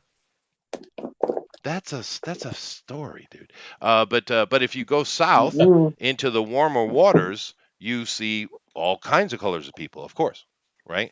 But in those Mhm. northern passage, there's many famous expeditions you can research if you like it. And they're all white people because they of the vitamin deficiency problems that other humans have, and white people balance it better. It's Huh. interesting, but it makes sense. We're coming out of the snow. We're the only idiots that Right. lived in the snow. Everyone else went during the ice age went down toward the equator, lived in the warmer, happier areas. But we stupid And white we people went, just stayed in the snow for some reason. Don't ask me why. "Nah, we're good. Yeah, We like the snow. It's shiny." I guess, I guess. But I mean, that's because Yeah. we're the only group that did that, right? And that's why we are what we are because the snow made us this Mhm. way, right? Anyway, I'm gonna get some coffee. I need some cigarettes too. Jeff's in charge. Jeff, Yeah. Jeff's in charge. Yeah, I know. I've been hearing you whistle. That wasn't me. Okay. Well, in my mind it was. I just kazoo. That's true. He That's kazoos. true. But you need to cat wrangle these people here. You got to keep them. Got to keep them in online, in line, Okay, something like that. okay, And online. okay. Because Okay. if we're in line but go offline, it's not That's helpful. true. That is true. Okay. Mhm. I'm going to get some coffee. Okay, Enjoy your coffee. okay. I'm in charge. Good. Okay. What should I do? How are you doing, Should I Jeff? Oh, keep thanks so trying? much Draw. for making it happen for me. Okay. You need to draw Okay. and draw something cool. Thank Cool. you for Okay. That provides a great deal of clarity. Yes. yeah. Yep. Jeff, what are you Oh. taking to are you doing a panel for BaseCon? Yes, I'm doing two this time. Ooh, what are you doing? Something about religion in fantasy and You don't know yet. changing trends in Religious. fantasy. Okay, cool. You're very Right. famous now. People I love and tell them I wish I could go. Uh, Well, we wish you Good could to be have there you too. back, Rosa. I really do. Yeah. I'm glad to be here tonight, though. Yeah, Yay. absolutely. So you've been having a lot of conversations about this book. Is this a series you've been following for a bit, or I mean, this is Yeah, like this first news I've heard about. Mhm. had a talk afterwards, and it just really touched my heart. He brought up the embrace after we did that SPRQ, the Roman JoJo and Rome. The SQR one. Mhm. Amy, I think you were here for that one too because you did it. I think you did a drawing of my kid as like a Roman centurion. That sounds familiar. I remember. Yeah, I kind of remember That's hearing a little awesome. bit about I the still story. have that. I know, Aw. that's so sweet. That's just so sweet. Awesome. Now, was this book out then, or were you working on the first Yeah. one then, or had you already done this So we one? had the first one out. Like it Right. was on the SPQR campaign. If you got like the 9 Realms box or whatever it was, it Yeah, it was was like That promo. it was something that was a part of the 9 Realms catalog that you got. But that book had absolutely been the first book had already been out by that point, and when we did the first book, it was in 2021, and we were very successful with it. We raised a little bit over 15K, and like we had backers from like 10 countries outside of the United States. It was pretty insane. Yeah. It was a pretty swanky thing to do. Well, that's exciting. I'm glad you're getting to do so many books. That's really cool. I have been very fortunate. This marks, so let's see, I did obviously did the first two Elysian Fields, then I did SPQ, Right. and then I did The Embrace, then SPQR. Mhm. I wrote American Bliss for Dave Brink. I wrote the first book of that, and then we're doing the second one here soon. I've already written the script. It's just a matter of doing the art. I did Judex with Global Frequency. We did a partner up, where I did the initial story and then wrote the first pass of the script, and then Neff and I worked on that together tirelessly to get it perfect. And then we had a brilliant artist, Fabrizio Ugolini, do this like very beautiful black and white noir style art, and we did that last year. And that did fairly well. And then now it's The Embrace 2. That's awesome. Are there any So other stories you're thinking of revisiting besides? I know The Embrace has, I think you're saying between maybe 5 or 6 stories, depending on how stories kind of develop themselves as you go. But yeah. yeah, like so with The Embrace, I see it as like a 5-6 issue miniseries, and like I have the story pretty much mapped out. Um, like David and Clarence's story ends in those, like in that period. There are other things that we're planning on doing for The Embrace. Um, kind of exploring different people that have gone through similar things during different periods and Mhm. and settings. Uh, then my first series that I did, which was called Elysian Fields, I'm doing a complete relaunch of, Really? like it. I've completely redone the script. I have a brand new art team. Uh, you can actually get the preview of that on the Embrace 2 for $10, and if you're in the domestic United States, you don't have to pay for any extra shipping. It's included in that 10. Oh, nice. There's like a 12-page preview, and it's in our new 8.5 by 11 format for that. Uh, and that's really exciting. It's kind of like, in as simple as possible, it's Mortal Kombat with heroes of mythology. There's obviously like more substance than that, but that's like the simplest pitch that I could give. Um, so that's very exciting. And, Yeah. I have a bunch of other characters that I plan on doing stuff with Nine Realms if I'm able to keep it going. Right. Uh, There's a lot of that great mythology out there. That's got to be hard to kind of like narrow down. Where do you start, right? Which would you Really? next? like how do you mean on that? Well, I mean, when you have a lot of different characters, and you're like, yeah, if you I have mean, a lot of, for me it was pretty easy because I love Achilles. Achilles is one of my favorite characters Oh, in yeah. all literature, Mhm. and so like he's in Elysian Fields. He's our protagonist. So like the whole series is all about, there's a tournament in the underworld where every respective god of the dead brings champions from their culture's mythologies to Cool. fight. And the winner of this tournament becomes the next lord of the underworld for the following millennia. Hmm. Food fight. Yeah, so like Achilles ends up getting brought into this arena to fight alongside Heracles, and initially it was Theseus, and I replaced it with Hippolyta because I felt like getting some girl power on the team would be fun, but Mhm. B, I really liked I have, I think, a more interesting angle to go with her. And she actually has some ties to Achilles that make that pretty interesting. Hmm. Um, so like I'm pretty excited to for people to see it. Like we have a new art team that is just stellar, and we have a bunch of really great artists doing variant covers and stuff like that. That like we already have three of the variants. We have two of the variants completely done, Mhm. and one has been fully inked and waiting to get the colors from here at the end of this month or like beginning of next. Nice.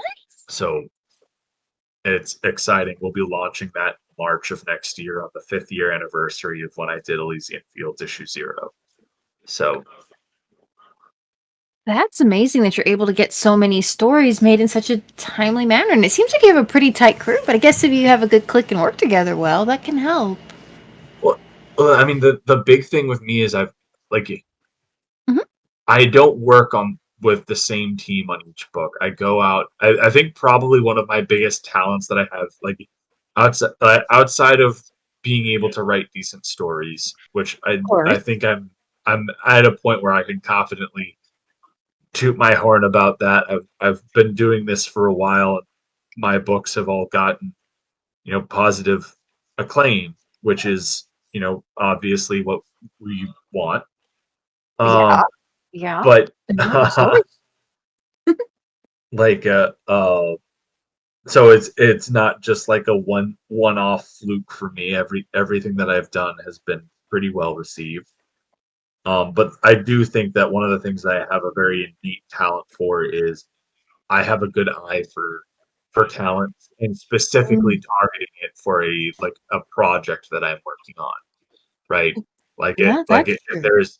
there's a story that I want to do, I can find the right artist for it, and I can find them at a pretty affordable rate as well Yeah, that's for got to be what I'm doing. nice though. As an artist working on stories that are kind of suited towards you, to have a writer go, yeah, okay, you look like you've got what's right for this book. Because sometimes, as an artist, it can be kind of hard, it's fun and sometimes challenging to take a series that you don't really consider your wheelhouse, but it can also be kind of slow and a little tiring. So Well, and it's. like that's the whole thing is like whenever I start talking with specifically like a line artist in Mhm. particular, right? Right. It's one of those whole things where if I'm looking at their portfolio and what have you, it's like, is this the right person? And then when I start talking to them about the project, I can kind of gauge their enthusiasm, right? Mm. Is this actually the right fit for this story? Is this person actually the right fit for this story, or should I be going somewhere else? Because I think one of the big things that really plays into how well any project turns out is the enthusiasm factor. Sure. If you have somebody that is as invested in the story as you are as the writer, you've got the right people on the team. Um, Mm. Yeah, like uh, that's a cool way of looking at it, right? And that like uh, energy has to help keep both of you going. Oh, 100%. And like that's the whole thing is, I've got on Elysian Fields, I have like a full house. We've got a line art, we have pencil artist, inker, flatter, colorist. And then obviously I have an editor as well for the story side because I do not do a story without an editor at this point. Oh, Um, and you know, we have it is a whole thing of every single person that I am working with on this book is excited. They don't just, it's not just a job for them. They no. know the concept, they know what I'm doing with the script, they know where I'm taking the story, and all of them love every aspect of what I'm doing, and as a result it comes out in the work. like um Mm. I don't know if I can share screen from In Discord, you should Discord. be able to, yeah. There's a little on um the bottom of it. Let me upload a picture first. but like just as a sample. So this is like this is one of the 2-page spreads that we have in the book. So this is Wow. from our preview. You've got Achilles. Like this is Achilles' entrance into Elysian Field Reborn. And you know, as I said, people can get the 12-page preview of this, and it's got like a special, like limited edition sketch cover of Achilles dragging Hector's body. It's a wraparound. So it's got the moment where Achilles drags Hector's body across the plains of Troy, and that moment in the Iliad is actually like a very important one to the story, because it is a moment that kind of hinders Achilles in a way that he doesn't really know about throughout a good chunk of the story. It's one of these whole aspects of this act of pure wrath is the thing that held him back from going into the Elysian in the first place. And so now he's in this tournament and he doesn't realize that he hasn't been in the Elysian fields. Oh, bless him. And so yeah, it's a good time. Yeah. Well, gee, I'm tempted to ask, how that resolves in the story, but that might be a spoiler, right?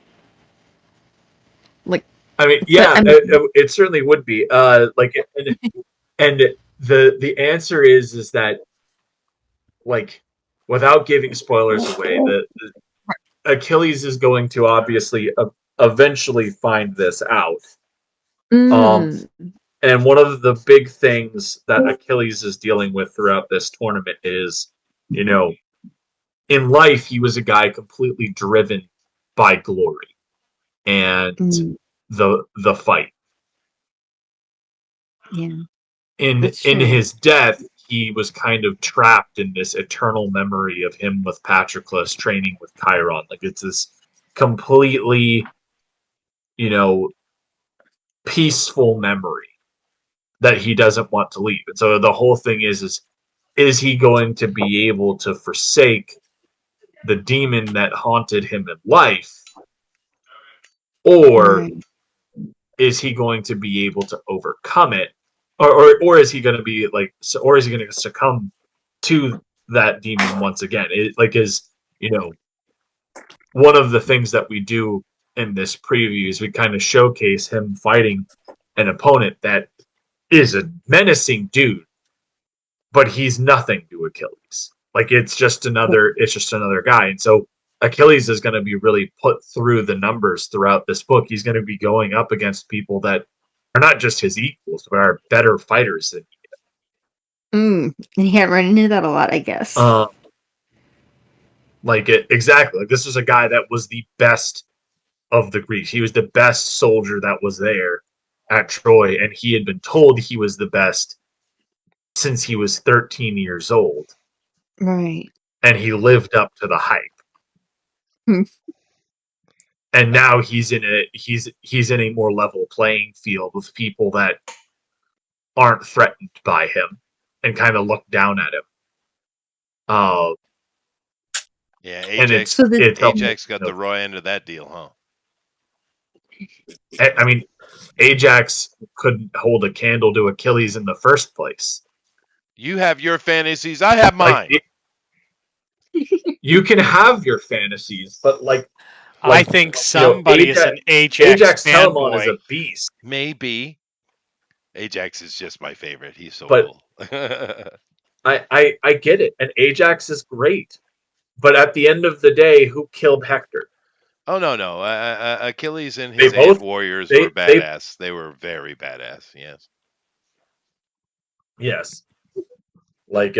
And that's the whole thing. Is it's Achilles is like my favorite hero of classical mythology. I love him as a character. Yeah. And of course I think that's he's why the incredibly king. fascinating. He is, no, and that's why the king put up with his nonsense because he really Uh, needed him. Yeah. yeah, like, and so it's fun to be able to play with him as a character, and obviously try and write him in a way that feels authentic to who he is from all the stuff that I've read. Does he have his But like, myrmidons in the it's thing you're writing, or is he just solo?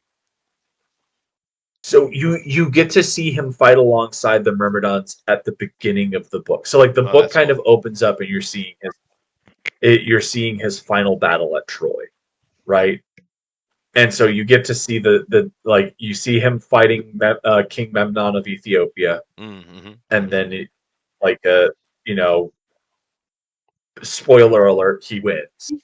Um, and so then you get to see him get shot down by Paris, and he transitions into the underworld. But what you end up finding out is that, you know, because of what he does in the Iliad specifically to Hector, um, he's barred from the Elysian, and he's initially supposed to go to Tartarus. Right.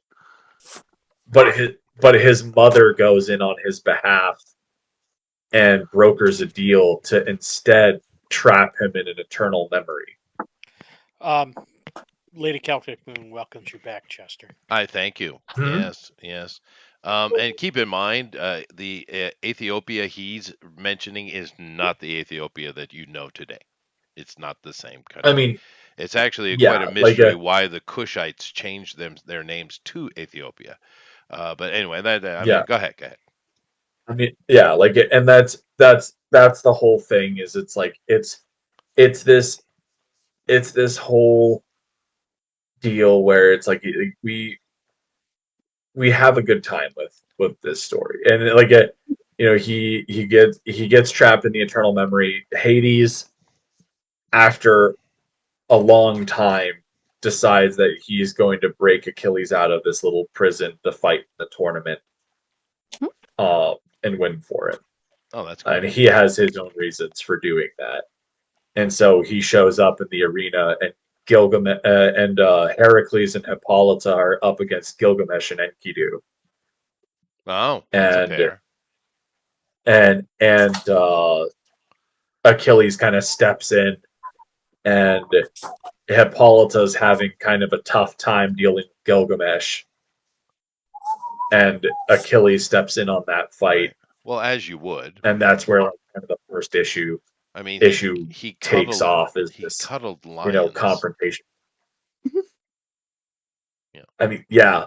Well, it's also like a really fun dynamic because like Gilgamesh is as arrogant, if not more arrogant, than Achilles is. So Oh there's yeah. a lot of shit talking For the Gilgamesh, Christians in the which of room, you course guys call him pisses off Nimrod, just so you Achilles. know. Bro. Yeah, Nimrod. Interesting. That's Gilgamesh. The Christians That call him sounds like a Nimrod. funny name, though. Gilgamesh, yeah. Interesting. Well, it's the older name. Mm, But yeah, no, you guys call him Nimrod. Nimrod. But Interesting. Sounds like yeah, like an exasperated kind like of thing. like yeah, but like yeah, it's going to be a very fun book. Lots of epic fights, lots of fun epic banter between these characters, and there's a lot of, you know, obviously there's a lot going on in the actual character driven narrative as well, where you've got these characters who are fighting in this tournament. You kind of come to wonder like why. Like, you know, Heracles is there fighting in this tournament, but why isn't he on Mount Olympus? Right? Like, this is a guy that became a god. So why is he wasting his time fighting these mortals in this arena? Mhm. You know, like Hippolyta was a queen of the Amazons. Why is she wasting her time in this tournament? You know, What do they hope to gain? and each of them has their own motivations for doing this, and it's interesting to see how these things kind of play off. And you know, as I said initially, when I originally did this book, it was Achilles, Theseus, and Heracles, and I changed Theseus for Hippolyta specifically because when Achilles is at Troy, the Amazons come to try and help out the Trojans, and Achilles kills their leader, Penthesilea, who is Hippolyta's younger sister. Mhm. And so, like, I really liked the idea of them having this kind of this kind of dynamic where Hippolyta already has a massive chip in her shoulder, on her shoulder for things that happened in her life, and is Mhm. trying to kind of redeem herself in the eyes of her sisters. And then this guy shows up, saves her, and he's also the guy that killed the sister that replaced her as queen. Awkward. Mm. And so now it's like you have these two, and they have to work together on a team. Yeah, that's Sort Huh, of like this- yeah. exes. It's like having an Team- ex working with you.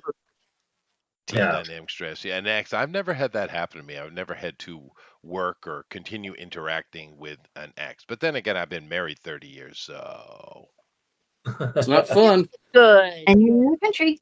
yeah, don't have that experience, and I don't feel bad about it. However, we do need to say happy birthday, of course, to Rosa and Lady, who have both had Happy birthdays My here. birthday yet. It's Lady Celtic Moon's birthday. And your birthday is coming what in a day or two? October. Oh, in October. No, So no, it's okay. So I remove my happy birthday to you, Rosa. We I save it for relinquish it. later. It's And okay. only Lady banished Celtic Moon gets the birthday wishes. Like, Fine. okay. Okay. Oh my God. All right. Happy Happy birthday to you, birthday lady. to you. And we'll have to Happy remember to say it birthday. for Rosa in October. Eric, write that down. Wait, I get to sing this song for Lady Yes. Moon. It's special. Happy birthday to you. Happy birthday to you. Oh my God, kill it with fire.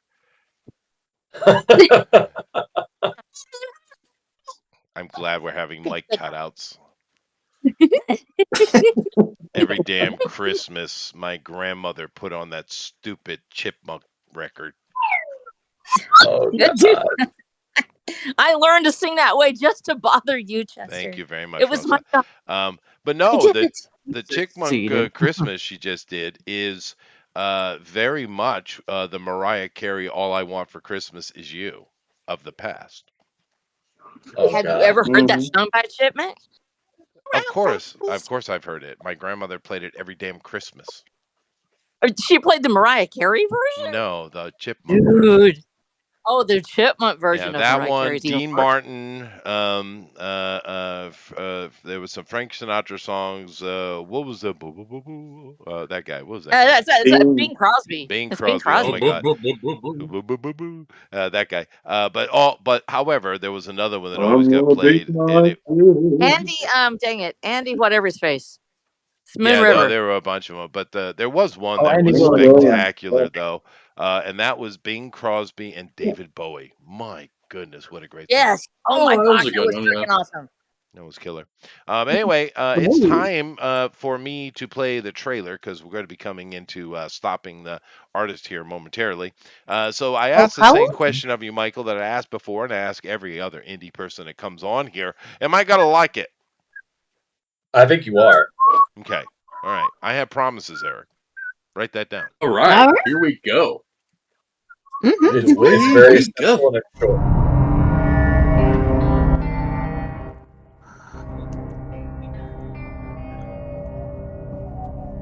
Okay. Got some nice cutaway of the art. Panels. Nice. Sequentials is good, good, good. Ooh, car accidents. Do you have the sound going? I do. Okay. I'm on the Discord. It might just not. No, hear it it. usually just goes through to the people. Fair enough. We got a bit of Evanescence-esque music here. Nice.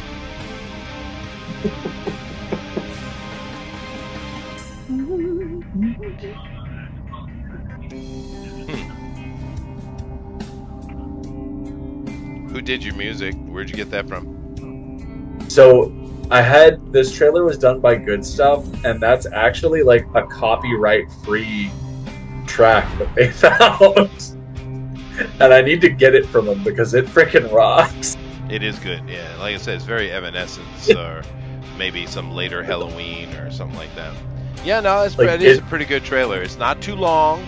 It's longer than normal, but we don't have any kind of talking head in here, so it works really good. Yeah. The music's good. We get some good pacing, moving along, showing the pictures and panels and sequentials and stuff like that. Yeah, it's not bad. Not bad. Okay, I'll allow it. Yay, it's allowed.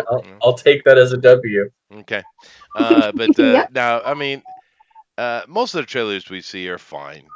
We've seen some bad ones, but we have learned over the years of exactly how these crowdfunders work. Curious. I would be curious to see what like the worst one you've seen was. Oh, I don't know. I think it was about 13 minutes long, and it had some guy talking in the most monotone, boring way ever about his comic book. And I told him, I said, dude, cut that out, put it in the body where some people will watch that, and go make something, something that's sharp and jumpy that's about 40, 60 seconds long. Right? But yeah, that's the worst. Eric, I would say that was the worst one. I don't remember what book that was. That one was pretty. I don't remember the book, but whoa, yeah. It was so boring, and the camera was grainy. It was a bad camera, and he's literally just sitting at a desk talking for like 13 minutes about his book. It's like, dude, that's not a trailer, man. I remember this was even pretty recently. Pete Sametti was like just bringing back his 5-minute promo show where like had a whole bunch of creators on. Everyone had 5 minutes, and this one guy, he had this like unicorn book, and his trailer was like literally a motion comic of the preview, and it was like 6 minutes long. Wow. And he took up his entire slot, and Peter just stopped him, and I was like, I did tell you at the beginning of this, you have 5 minutes. That includes your trailer time. Yeah. So you've literally just come on here and played this thing when you could have and should have been promoting your book. Right. We'll have you on again another time, but we have other people here. And I was just like, Peter's a good guy. We all love Peter over here. So I can see him giving someone a second chance like that. But no, I mean, you can make a talking head video, but it needs to be in the body of the crowdfunder, right? And the people who enjoy that kind of stuff will go watch it. But your trailer needs to be snappy, dude. It needs to be sharp, and it needs to get right to the point because it's a trailer. It needs to be real sharp. Yeah. It's a teaser. It should be anywhere between 40. It's the same thing with like an elevator pitch. It should be anywhere between 45 seconds to a minute 30 because it should be something that can be played very fast and will capture the attention span of somebody quickly and to the point. Goldfish. Yeah. Goldfish. Yeah. Now, the best trailer we ever had here, I can't remember the book it was on though, Eric. I do. You do? What that it was? Zombie World of Oz. Yeah. Oh no, that was not it. No. No. Jeff, do you remember the name of that book? Because it had a rockin' thing. It was just the perfect trailer. It was absolutely phenomenal. Do you remember that one, Jeff? Which book was it? That's what I'm asking. I can't remember the book, but that trailer was spectacular. How many shows ago was it? I'm pretty sure it was Herman P. Hunter's book. No, no, it wasn't.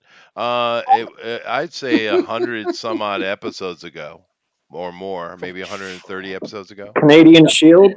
No, I can't remember what it was, man. But that was the best we ever seen.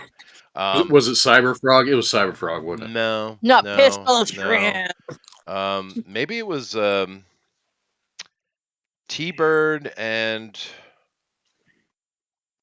Oh, T-Bird and Rocket, or whatever, or T-Bird and Throttle. What was?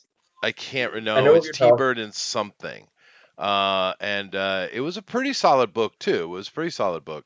But that was such a killer trailer. We've seen a lot of trailers I think are just fine, just like the one Mhm. you did. It's fine. Yeah. It does the job it's supposed to do. We've seen a lot of them that are just too long, and then we've seen the absolutely atrocious talking head ones, which Yes. it's just not. That's not where you put it. It's not how you build a thing. No. And I remember in the beginning when we were first doing this show, we put out a lot of videos that were trying to, because it wasn't just what I think, what do I know? We brought people in who do this, right? Mhm. Experts, and we asked their opinion. And we have a whole series laid out on how to set up a crowdfunder from Oh, actual neat. experts. If you go back, way back in time, we have those. And we sat and listened, and we learned from them, and they were quite accurate in their assertions for sure. Um, but um, but yeah, no, it's pretty good. Good for you, dude. Nice. Thank you. Of course, it's always better if you can somehow put Clint Eastwood in it. Just so you know. Yeah, Hey I mean man, that's I would love to be able to pull that off. I don't know how I would do it. Yeah, gotta have a little bit you of have the Clint Eastwood and a talent. monkey. People like monkeys. No, Mm. fair enough. Mhm. Yeah, yeah. You can make 2 or 3 books like that. You could. Yeah. People like the monkeys. You Yep. know, you know what I do enjoy doing here. We got a couple minutes. We're going to get a kazoo here, but um, I love conspiracy theory stuff. It's great fun to me. You guys know this. I do my TFT sometimes. It's just fun. I don't take it seriously, and you shouldn't. But it's just fun. I enjoy it. But it's fun. And one of the groups that flat Earth guys are hilarious. It's Mhm. awesome. Oh god. Um, I can't even imagine how interesting that is to just Oh my god, dude, read all that. these autists go to the nth degree. It's great. But the It's like ones, you the guys one, do realize you can see the horizon curving if you look out, right? yeah, no, It's no, no. I like mean, Would you say? well, Would you say they'd go to the ends of the earth? they do, they do. But no, the thing is, like with most conspiracy theories, there is a kernel of truth. And if Mhm. you go out and you take yourself on a clear day, and you can have an island that is far enough away, you shouldn't be able to see it. It should be over the curve. But if you have like high powered lenses and stuff like that, you can see it without any Mhm. curve. So clearly the math is wrong, or there's something wrong. There is something Something's wrong. not right. But they took that and they just jumped to flat Earth. And the funny thing about it is the flat Earth period of humanity is it's a pretty short period. For most of human Mhm. history, people know the Earth is round. Yeah. It's the yeah, Catholics did it. It's the first Catholics. accurate the first accurate like the first accurate calculation of the circumference of the Earth was in ancient Yeah, yeah, Alexandria by a yeah. Greek mathematician. And we have Like, evidence it's even older than that. But yeah, whatever. I'm not here to talk about flat Earth, guys. I'm just saying it's fun. But Mhm. the ones I love the most, are the guys who believe in reincarnation. Not that they believe that. There's a billion people who believe that, more than a billion. But believe that they can, through hypnosis, get in touch with their past lives. And it's amazing to me that every time they do a regression, they're always a king or a queen or something very important. Not a carpenter or a ditch digger. They're always the most important thing in the society. That's fascinating. Yeah. But beyond that, they go even further because they love getting into densities. They don't use the word dimension, the mathematical one. They use the word density, seventh dimension or seventh density or whatever. These guys, they believe that they can communicate with other dimensions and speak with aliens in the distant parts of the universe. oh god, Boy, Oh, howdy, that's fun. You want to dive? Go into that, because those people and I'm the good, man. the ones that are the best are the list of aliens that we know exist. That we know exist. we know. Of course. Okay. And of course, what Like it does show Superman. you watching those things is the limitation of the human mind. Because a lot of people don't understand that. It is impossible for you to have an original idea. That's not how your brain works. What you do is take the things you've learned and and you combine them in different ways. But the human brain cannot have an original thought. Your brain doesn't function this way, right? So everything you do is always clouded by something else from the past, and that's fine. That's how we work, right?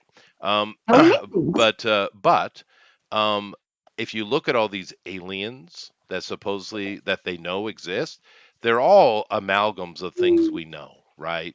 You got the gorilla ape men, you got the Nordic types, what they call the Pleiadians. It's just you go look at it, everything is unoriginal because of course it is. It's assuming that the whole universe looks identical to us, basically. It's like, okay, Well, alrighty well, then. we base it on the earthly biphasic, whatever, with a double ocular, single snout sort of model, Yeah. and we don't ever think in terms of No, triplicate because or quadruple. we can't imagine something Well, we different than but what we what we once know. we mention it, we can. Yeah, but I'm just saying that it's if you want a deep dive, that's fun. It is fun because they're absolutely off their frickin' nut. But and that's always good fun. Anyway, although I do Yeah. love the Anunnaki stuff because that is laid out far deeper than anything else. But then Oh yeah, again, You need to listen to the Y files. the Y files. Would I enjoy Yeah, that? yeah. yeah. Yeah. Oh yeah, I love his shit. Yeah. Yeah. I mean, it's just good fun to me. I enjoy it, but some people are definitely off their nut. I don't know if you've guys noticed this, but there's some people that do indeed live in La La Land beyond the people who actually live in Hollywood. But anyway, we are done. I think Jeff. Think we should be kazooed. Yeah. That was good. Beautiful. We got the MGA one again. That was good. That was good. I felt the Boris Karloff coming through. No. Okay, good. At least I somebody tried laughed. so hard, but Yeah.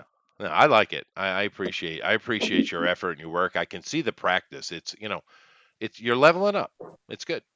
It's good. Yeah. You haven't mastered it yet, but little by little, little by little. I'm getting there. Skoshizutsu, as the Japanese would say. And Oh, yeah, Japanese do love the Skoshizutsu. If you spoke Japanese, you get the joke. That's all right. Anyway, so let's go ahead and take a look what we got. And Michael, you're going to come along with me as we take a look at some of this art. And Yeah. then we'll Do take it. a look at some draw along stuff. Today was a good day. Take a look at your project though. And of course, it's there's a good heart behind it, and that's awesome.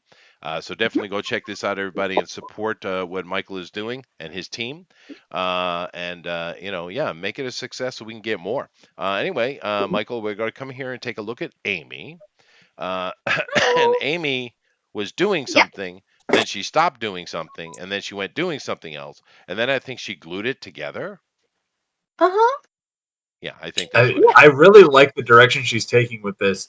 I would love to see let's I'm gonna pull this up so that I can see it. Yeah. I really love so this is adorable. Yeah. Yeah. And I would love to see this fully rendered and everything. This is Yeah. awesome. Oh, thank you. Yeah, I'm just kind of sketching it out. I'm like, I kind of like this idea, and then kind of another idea. I'm like, how can I tell a story out of this and kind of make all the pieces come together? So I just So got tinkering with it. I've gotta send this to you, but we had a partnership with John Shell's Blossom campaign. Mm-hmm. And if you guys haven't heard about that book's I actually got to read the Oh, digital wow. of it. He sent it to me early. And John Shell, he wrote this book for his stillborn daughter, Oh. who had like, That's- and so it's this beautiful tribute to her. And Oh so we yeah. did this crossover print of the embraced look like it, Oh and my we have the ghost of David is on a piggyback ride on the embrace's shoulder, and he's holding his finger up to Blossom, who's coming down, and he's a cherry blossom God. made from a cherry That is blossom. It's super adorable, and that reminds me of it. so awesome. That's beautiful. I need to see that. Amy, I know. Amy, you pressed a button or did something. You're not displaying. I'm only seeing white now. There it is. All right. What? Is it back There, or is it No, it weird? keeps blinking in and out. I don't know what you're Hold doing. on. Let me. Doop. Blink 102. I know, right? Okay. Is that better? There it is. Okay. I will I just, love this. Yeah. I'll stop drawing on it for a minute, so hopefully it'll Yeah, no, that's stop. probably what it was doing. Yeah, that was probably just Mhm. I genuinely love this. This is a Mm. really sweet piece. yeah. Thank Aw. you. I'll That's keep sweet. You I'll know, keep working on it. Michael, you really Mhm. shouldn't encourage her. Yes, you should. Anyway, teddy bears. And cute. we get it's cute. Yeah, it's cute. And we get a picture of what is this? A brother and sister maybe, or a brother and his doll, and the doll has a doll. What are you doing? Oh, Oops, sorry. I'm It's awesome. I'm assuming that the son had, or the little boy had like a friend, Yeah, a and friend. they were probably playing like a game or something, and he won a prize, and he gave her the toy bear, Oh, and she's really happy. And he had a picture of it, and it's just something his dad was looking at. I said, yeah, it was kind of nice. And at some point in the future, she ended up losing it, and he finds it again and gives it back to her one more time. She's I really love happy. this. That was all she I'm had I left of him, so he gets to give it a, back. a, Amy, you and I might work together and actually make this a little embrace short on a Oh, future book. I I would, think that Yeah. this is actually adorable. oh, I would love that. mm. Like, I genuinely think that this would be a fun little thing to do with the embrace, and I think Oh, that this is like a perfect little vignette to do with him. that would We'll be Yeah. get together offline on this. I love this as an idea. Oh, I'm so happy. It's such a nice piece. I'm definitely going to finish it up. But yeah, if you think a story would be great, and then maybe we can work. You can help me with the designs for the little girl. I think she's cute. But I Yeah. mean, if you have an idea for her, something like that. But anyway, Cool. that sounds Um, exciting. Eric, you notice that I'm Yes, yes. shutting up, right? Oh yeah. I have shut up. Good. We Sorry. should do it more often. Ba-da-bow. Oh wait, I have that sound. Where'd that sound go? You do. Oh, You're a bit slow on the uptake there. Thank you. Yeah. Anyway, if you Wow, like that what was Amy has just done, please vote for the straw poll, guys. that was just wow. Wow, thank you. Thank you. Yeah, thank you. Yeah, I'll be here all week. So let's go over to take a look at Eric. Jason, by the way, your thing's not displaying for some reason. It was, but now it's not. Eric. oh, So Eric has not put his poster, naming things on here, which he usually does. But yeah, no, I like it. He's very lanky and gaunt. He's very El Greco. Yeah, I like Ella, it. Like the insurance company? Wow. yeah. I really like this piece. I really liked how you were doing the lines on him at the beginning of the stream too. You really capture his kind of spooky monsterness in there as well. And I Oh, really enjoy thank it. you. Thank you very much. Yeah, I do like the look of it. It's pretty cool. And I do love the ghostly or ethereal arms. It's great. Yeah. And Yeah, thank you I very wanted to much, put more Lady arms, but I knew I was going Ale to run out of Sanguis. time. What do you say? I wanted to do more arms, but I knew I'd run out of time. Right. No, that's fine. Hey, it's completely understandable. Yeah. Well, I would wonder how long it took for that one looks like a cover shot where he's kind of flying through a sea of them. That took a long Mm, time, I imagine. the Bancroft the Bancroft all the hands Yeah, cover yeah, that we yeah, got. yeah, throwing hands. I bet that took a while to illustrate, dude. It probably did. The funny thing about that is Michael Bancroft was like notorious for having this one ginger root hand in the Lucent when he did that, and so and it was like the whole joke that Bancroft can't draw hands, so we had him get over his hand problems by drawing the superhero with the most hands. And we also have as almost Where's Waldo-esque gag where the ginger root hand is hidden in that piece. Oh, I see. What's Well, up? AI can also not do hands. Yeah, Yes, they have Yeah, that issues is with it's that. fair. Very true. it's weird. Why does it have so much trouble with hands? It does faces and landscapes so wonderfully, but it can't do hands. It's weird. It's I all think based on Rob It's Liefeld only art. read the Princess Bride. Well, Rob Liefeld was he had a trouble with feet, but see, Rob, you got to give him a little bit of credit because he just made a decision pretty early on. Just don't draw feet at all. Just cut him off in the Well, knees. he wouldn't draw hands either. He would turn into editor, and they would have to fill in the hands when he was working for DC. Yeah, no, Dude, for real? I never understood why Rob Oh. Liefeld had a job. I think he was having sex with the boss's daughter or something. I'm pretty sure With that's Stan Lee, probably. yeah, that's my guess. That's my guess. But we do love Don't bashing Rob Liefeld say. over here, and for very good reasons. I, Nevertheless, I Eric can do hands and He's feet. great. He's the last like hype man for comics. Yeah, okay, fine. But if you like what Eric has done, please vote for him the straw poll. Very nice.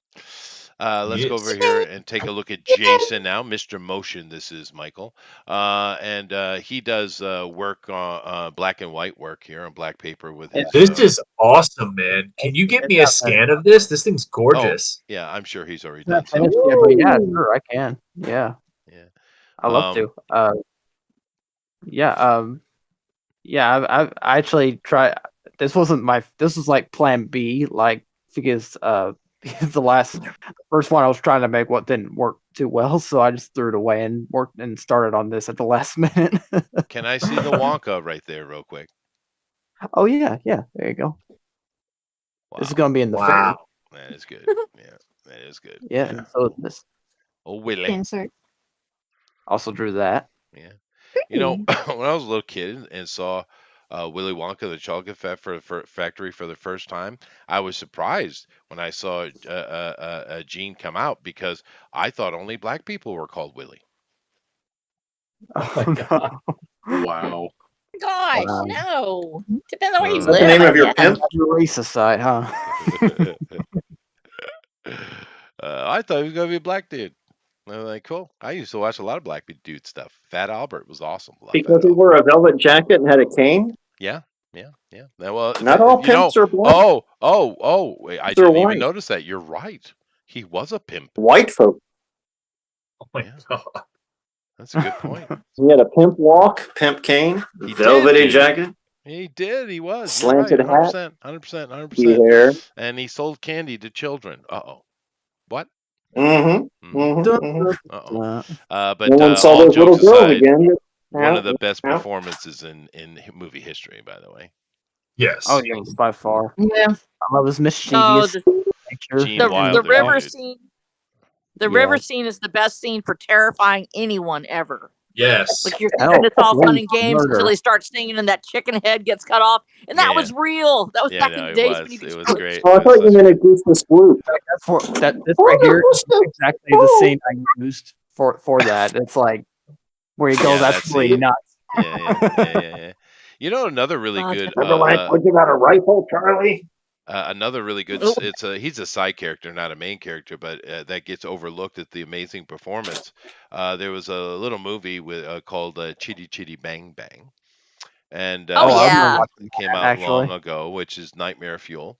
If you're a child, Yeah. but there's a Oh, character in yeah. there called the Child Watership Catcher. down. Oh, the Yeah. child Oh, catcher's Yeah, the Oh, guy yeah, with the the big Cheeto. nose. Yep, I Yeah, the remember big him. nose guy, and that actor, of Government course. uniform. Yeah. Well, no, that actor is a pretty solid actor, but he's also a balladeer. And there's an interesting little story from that from the set. He almost they thought he was going to die because they in the movie he's actually Oh, driving the horses and the prison cage with the kids in it, right? Of course they're dummies at the time, but he's actually doing the real driving, and he was going around a corner real hard. If you watch that movie, he really is pushing those horses, right? And he goes around a corner too hard, and the whole set, everyone gasps because it's falling over. But because he's a balladeer, a male ballerina, right? He stepped on the side, stepped on the wheels, stepped on the door, and then stepped on the ground and walked away as it was nothing, as the thing crashed into a building, destroying part of the set. Everyone there was my like God. they've never seen something like that in their life. It was the most amazing thing ever. did they use that take or? I No, thought of you course meant not. That was balladeer like a boy. no, balladeer means. Of course, you could be a person who does ballads as well, I suppose. But I think I'm pronouncing that correctly. It's a balladeer, right? Ballerina, balladeer. I'm pretty sure. But you're right. We also say a person Male who does ballerina, I ballads believe is a it. balladeer, yeah, or a ballader. I don't know. I'll have to check it. I'm pretty sure I'm right though. But And nevertheless, Girly Dancing Man. yes, that. But anyway, great piece, Jason. Thank you very much. And Elrod, am I going to the other side, or am I going to go here to look at what you're doing? You got to go to the Drew along because my Okay. desk isn't set up right now. My drawing room It's is in right along. shambles. Oh, that's fine. I'll go over here and grab it out, and Rosa's as well. So let me see here. Oh, and while you're there, There's a picture of Jet Jaguar. Is that like legit autograph? Jet Jaguar? Jet Oh Jaguar. wow. Jet Jaguar. Jet Jaguar. You're asking me because Oh. Japanese people. I have no yeah, clue, because it's dude. written in But it is a kanji somebody's name. signature. It is a Yeah. actual Japanese Awesome. name. Yeah. But I have no idea if it's authentic. It That was is at a cool. used bookstore, so I'm guessing it was like in someone's collection that got it at a convention or something. Mhm. Well, it's I was only just wondering if recently that Jet Good Jaguar has actor or one of become those. kind of collectible, right? Are you streaming? Yeah. I love Jet Jaguar so much. That makes me happy. That Yeah, it he's- is. Aw. Oh, yeah, sure. Let me Any bring it up robot and with a show what he's rictus talking grin is about. okay with. Oh, look I see him. Yeah, yeah, it is cool. But I don't know if that's an authentic. I couldn't possibly know that or know the handwriting of this particular person. But yeah, no, that is cool though. How It's close Comics enough. had a fantastic one in Oh, there as well. I'm looking at the draw along chat. That's awesome. Oh, So where's Oh, but Rosa's mine is at? the one at the hair dryer. I You- like that one too. I saw that. and 90s The- hair. It's beautiful, man. Dean, the artist, sent me Doug Smith's one, which is also really fun. Where's Rosa's at? I'm going to be And bringing the this up in a minute. I'm Okay. just trying to Thunder check Rat for did a him real really quick. cool, like very anime feeling one that looks really good. I really like all these. These are freaking awesome. I love the hair. I love that you have him giving himself like blowing the hair dryer on him. So beautiful. All right, that's really fun. Yeah, I can't find a signature of that guy. It could be any of the three people. That's the thing, right? Yeah, I don't see their Just have to signature. know, So like, yeah. But anyway, it is cool though. That is neat. So let me go back over here and bring up some other stuff because this is just something he's sharing. But let's go through it here. So of course, Alan said a bit rushed and unfinished, but here's my draw along for tonight. Have a great show, all. So he must have done this a little bit earlier, and I have to say, I mean, Alan is a freaking superstar anyway. But This is insanely cool. it is Oh, it's great. very, very cool. And let me go. I have to bring it over on the other side. Hold on a second. But yeah, this is amazing. Look at that. Wow. Look at that. Oh, Look at that. yeah. Yeah.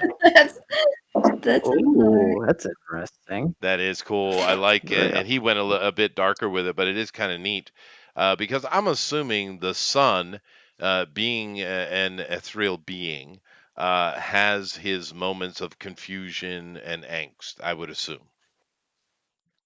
Not Or he can not catch really. ghosts. He's meant to be more of like the light of the book. Sure, But but like he this, doesn't have his moments.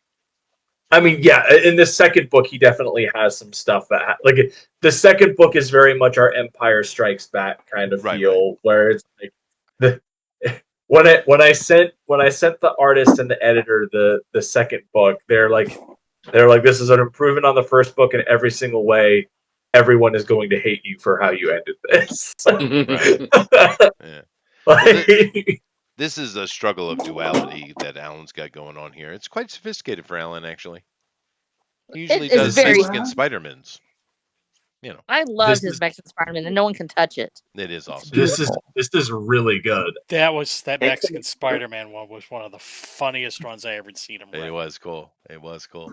I cried. It was so awesome. Yeah, this is can't wait awesome, to see Alan. it. Thank you very much. What do you think about this one, Michael?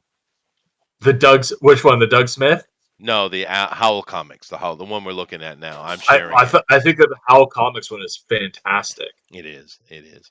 Like I really like that. I really like how he rendered the embrace in here, and I really like the skeleton aspect that he's got above. Like it's really cool. It is neat. It is neat. So let me go over here and throw up. Now this is Jason Gonzalez. And once again, it's not dropping. It always does this to me. But anyway, I just do it like this. But Jason Gonzalez always does some great stuff with us. This is under Thunder Rat, but it's Jason Gonzalez. This is pretty cool. This little sketch he's got going on, that's neat. Yeah, I really like this. It's got a very anime feel to it. This is the one that I was saying. Like it's really solid. Yeah. Alrighty. Yeah, that one's pretty cool.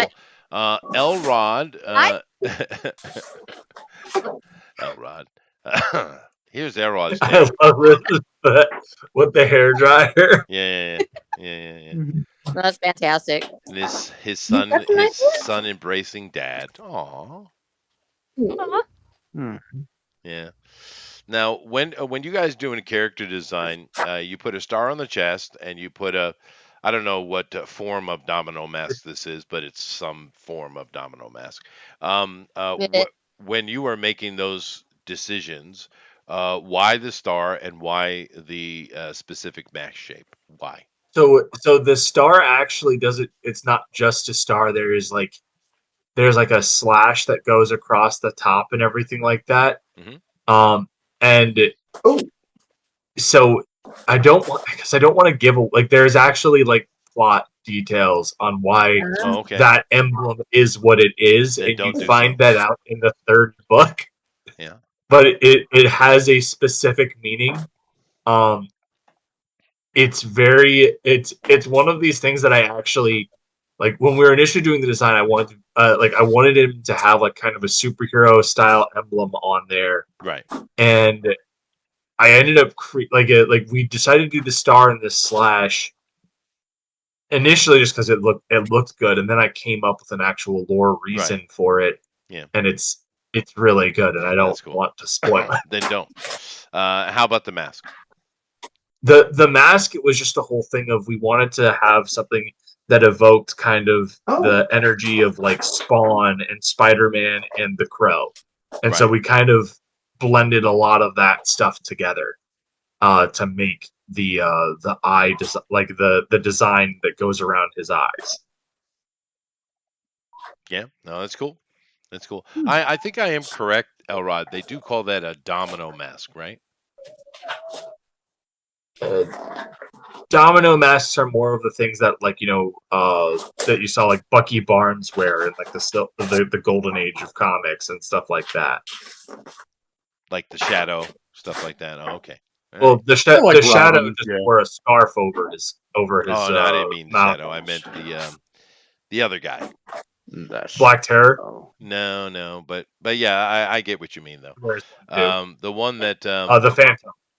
No. Well, he has one too, doesn't he? He does too. Yes, he does. But no, I'm talking about the one that had the guy who shoots people in the face on sets. Yeah, that's Alec Baldwin. Played the Shadow, and the Shadow doesn't wear a domino mask at all. He's got a red scarf. He's got a red scarf and a slouch cap and a cloak. There was another character, which had a movie that is coming from the Golden Age. That the Phantom. Was it the Phantom? The Phantom, yeah. Even I'm not talking about the guy in the purple suit. With Billy Zane. No. Oh. I'm talking about this guy is wearing a suit with a cape. He's got a hat on, and he's got a domino mask. They made a movie. Green Hornet? That's the Shadow. I thought it went, no. He's talking about Will Eisner's The Spirit. There it is. Oh, thank you. You're all fired. Michael, you're hired. I'll give you a promotion. Sorry. I'm sorry and forgive. Jeff's still in charge. By the way, mine is trying to load. All of a sudden my interwebs are so slow. It's over on Topic Reference where it accidentally got placed. and I tried Okay. to put it over here while the dog was jumping on me, and it's Well, I just have it, so I'm going to like, go ahead and okay, show it. I But think it's that's there. great, Elrod. That's great fun. Yeah. Here is Rosa's, as I said, pure It's in nightmare draw long. fuel. Yeah. Oh, cute. Oh, look at all the Yeah. colors. She did do the little kid kind of embracing dad and the silhouette of the holy silhouette of the boy. That is pretty nice, actually. Thank you. Thank you for complimenting me. I appreciate it. Oh, Bravo, Rosa. just the boy though, only the boy. Only the Thank you. Yeah. Only the child. But I do like I like the idea of it though. Do you have any images like that in your comic with a boy kind of materializing in this kind of way?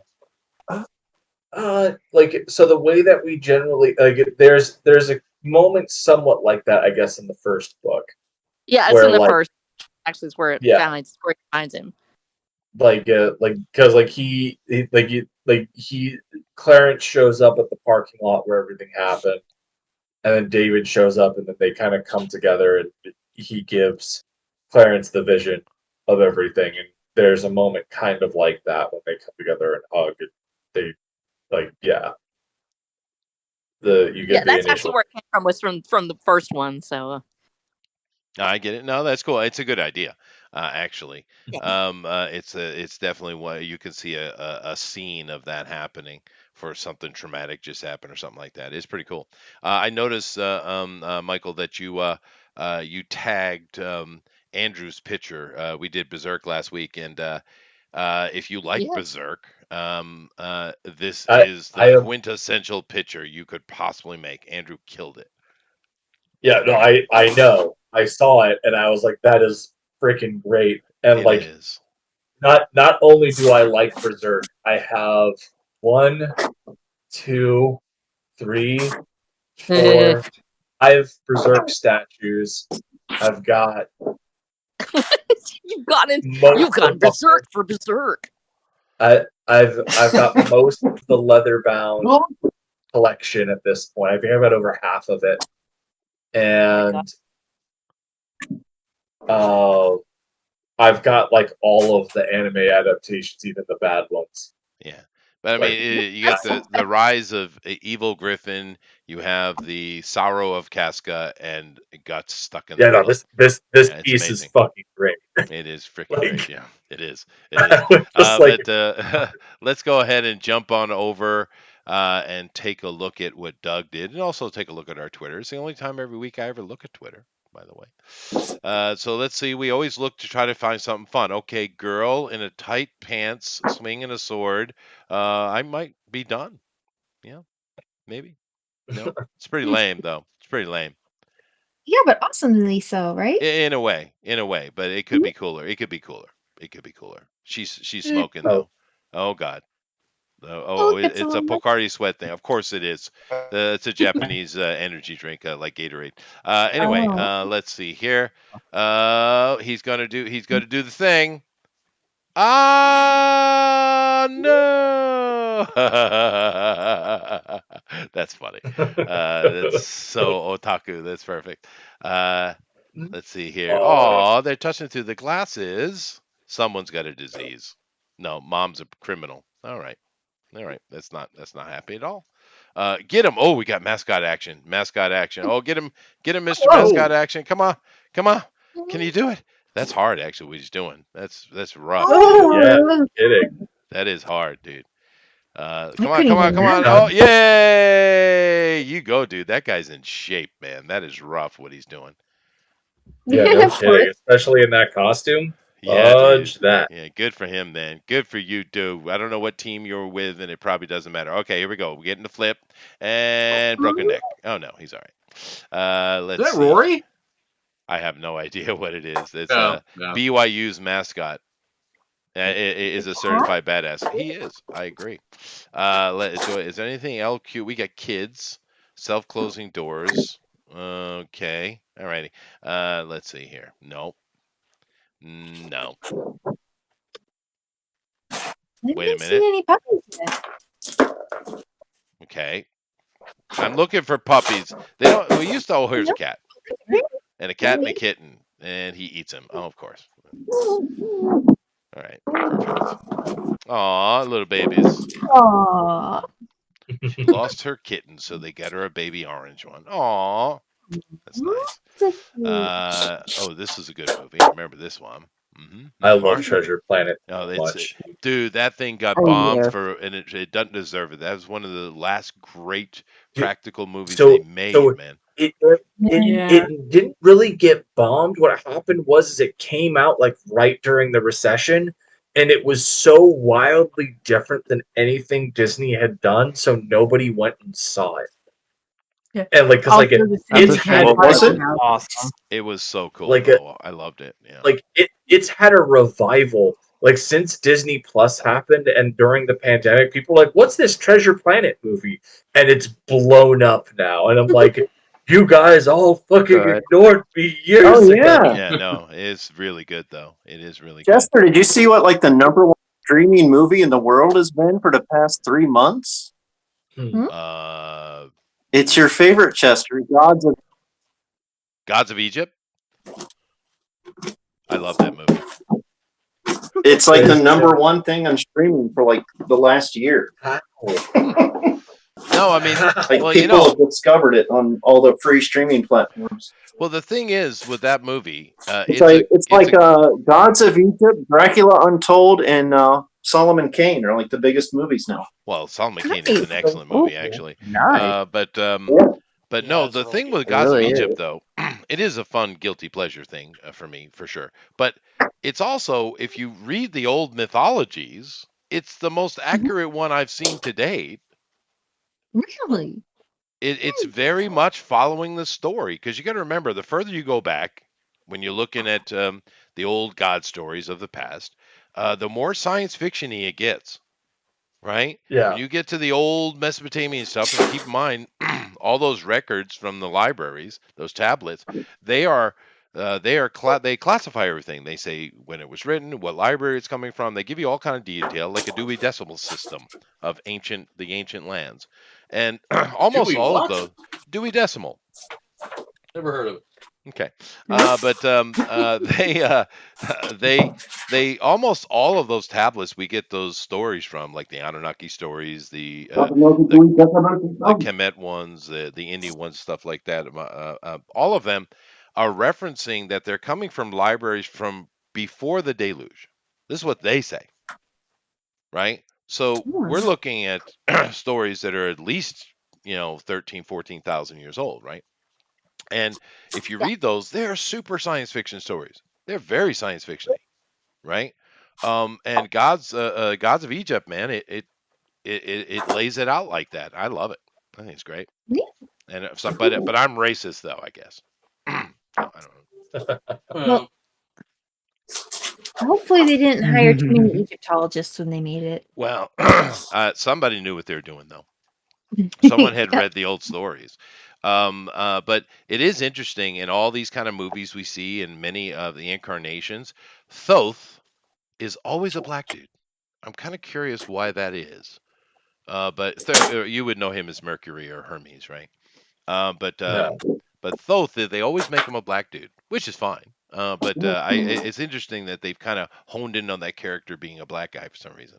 But yes, you're right. Thank you, Elrod, for bringing out my guilty pleasure that I didn't want anyone in the world to know about. He's dead. Oh my God. Yeah, yeah. You mess with nature, and nature punches you in the face. It's kind of weird how that is. or bites you or stabs you in the heart. Yeah, right. I mean, I do love that. Steve Irwin had seemed to have a genuinely good heart. No pun intended. Mhm. That's what And that stingray thought.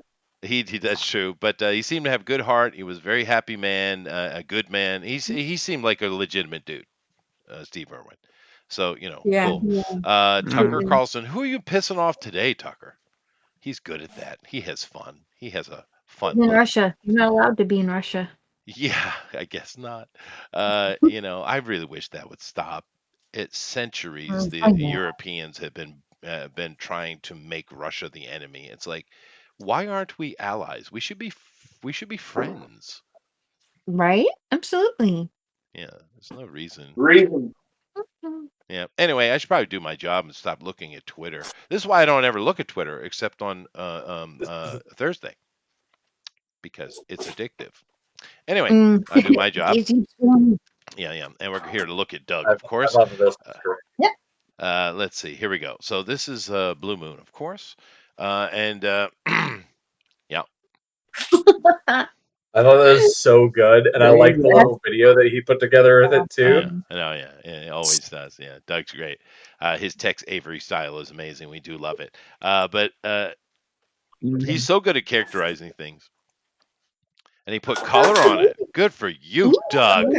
And he's got a nice signature. You guys ever notice how pretty Doug's signature is? It's really sweet. It's super Yeah, professional. yeah. He's like a girl. It's great. Good job, Doug. Yeah. Wow. Well, my signature is like a freaking doctor, so you can't read shit. You know. Lady Celtic Queen says she has to go to bed. Stop That's how I beating get around in the the book. bush. Oh, I'm sorry. Okay, I'm sorry. How dare I even? How dare you, sir? Lady, I Oh, love you. wow. It's your birthday. And I haunt all of the bad little boys who To sleep tell mean big nothing heads to and break you. up toys. That is I'm great. a ghost. That is great. The song is I'm perfect. a ghost. I'm a ghost. This is like from this song he dug up from like what, the 20s maybe? Boys who tell Yeah, big it has heads to and be. break up toys. I'm a This is ghost. freaking insane. I love it So so much. good. It's great. He does I'm a that though. ghost. He always finds the appropriate song. And I haunt That's neat. all of the bad little boys who Good tell job, big Doug. Good fibs job, and Doug. break up But I've been toys. told I'm to a stop ghost. beating around the bush, so I shall get to it. So I need to go over here and vote and take a look. Thank you guys all for coming in, and of course, go over and support Michael's project, the Embrace 2, on Indiegogo. Of course, I know that Jeff has thrown the link in there for you guys. Go check it out. It's doing pretty well, but do more. Right, we definitely want to see it get bigger because the bigger it is, the more he can do in the future, right?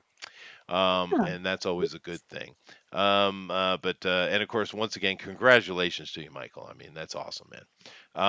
Thank you And so I much. think the story is quite endearing. But I have a choice to make. So, who won the Drawn and Quartered Fan Edition, the Embrace 2 competition? So, I have 5 choices, and I have to arrange them in order. So, I have Amy. I embrace cookies, Lester. Well, so do I. I love cookies, especially German chocolate chip. Oh, those are good. Yeah, German chocolate chips are the best, man. Or I do like German macarons macaroons as well, though. Why do I like German cookies? That's weird. But it's What's wrong with true. good oatmeal raisin? Oatmeal raisin can be good too, man. It can be. Oh, Anyways, yeah. I do like the cookies. And with the kids in my class, I always accentuate my love of cookies when we come to that in the flashcard reading. So all my kids know I love cookies. And they always chuckle before I even do Nice. my antics, right? It's cute. Anyway, I got that. Or I could go with Eric, smoothest skin west of the Mississippi. Aha! I'm east of the Mississippi. That sounds surprisingly sensual. Ooh, well, he is on the Until Mississippi. tomorrow, when I go to work, I'll be west of the Mississippi. That's right. He though. lives on the All right. Mississippi. He's cheating. Don't listen to Right. him. Yeah, But yeah, that's Michael, true. just so you know, Eric is a manscaper. Mhm. Yeah. Yeah. So Proud of it. proud of it. There you go. Yeah. Yes. I just don't think I could shave my nethers. That would be weird. Try it. No, I won't. Come on, Mikey. You might like it. No. That's good reference. That's what he's afraid of. I still love Life cereal, by the way. I still love it. I get it every now and then. It's kind of like air conditioning for your pants. Yeah. No, it sounds itchy to me. It sounds itchy, No. All the No. range. which means you have to lotion it. And then that I brings up a did it whole today nother and everything's conversation, fine. Eric. Anyway, number 3, erotimus. Positive reinforcement for Chester's Rh negative flash. That's fair. That is fair. That is fair. Yeah. Good job, I Elrod. wish I Keeping had me on one. the straight and narrow. Yeah. I also have Jason. I get Iliad when I eat too many cookies. Grant. Oh my god. You know, Jeff. What is this? Can't, I by the way. I What are you J- doing, Jeff? that hurt, What? Jeff. That hurt. That was like a punch in the gut, Jeff. I mean, That's great. Maybe I like them German cookies. I do, but I get once again. Let me say it again. I get You might say that Iliad those when I German eat too chocolate. many cookies. Yeah. You might say that those German chocolate chips are his Achilles heel. Oh. There you go. Oh, no. Oh wow. Wow. I think we just Jason is a good we've been name, though. poisoned. We'll die in the next 2.5 hours.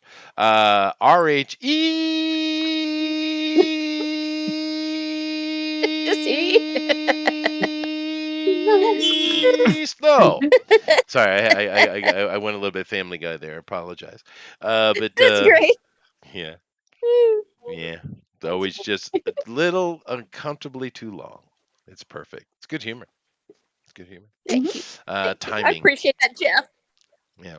I don't, but yeah, he didn't say re. He just said e. That's right. There's a difference. There is a difference. There is a difference. Anyway, how am I going to organize this here? This was cute. This was poster thingy, which Eric always does. This one was funny. This one was cool, and this one was special. Was holy. Was loving. There's the word. There we go. That's what it was. I got it right. I got it right. Let's see here. What am I gonna do?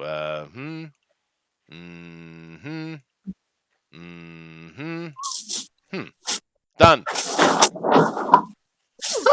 I voted successfully. Yay. Let's see. Oh, It you didn't changed do everything. nothing. I didn't help at all. No, it did. Amy was in first till you voted. Oh, I'm a bastard then. But my choice it didn't win though, which is normal. Who did you pick? I can't even see. I can't see picked the. Eric. I thought so. Yeah. I think Eric. Best. Yeah, I usually don't pick Eric, Yes. but I didn't even vote for myself. Well, you go do so, and you'll be tied. No, I voted for someone else. I didn't Oh. even vote for myself. Oh, are you being magnanimous again? Oh, Yes. yeah, yeah. But yeah, no, I do vote for Eric quite a bit because it's usually really good. I like what he's doing. Yeah, well, it is. But I think I voted for everybody here at least 2 or 3 times. For sure. Jason definitely pulls that vote sometimes. Wow. I mean, he's pulled off some really cool stuff. I've even voted for Rosa before. I have. I think I even voted for JD once. Yes, you did. You did. I did. remember. Yeah, because it was pretty Very good. It awesome. was an improvement. It was certainly worthy, I thought. But did you vote, Michael? I did not because I've just been on the Discord. Oh, I see. I don't even know who I would vote for. I love a lot. Like there are 3 very strong contenders for me. Like Amy's piece and Aaron's piece are definitely up there. I also really like Elrodimus's. Yeah, is really good. Cool. Elrod's cool. And I love Doug Smith. It's very difficult for me to pick.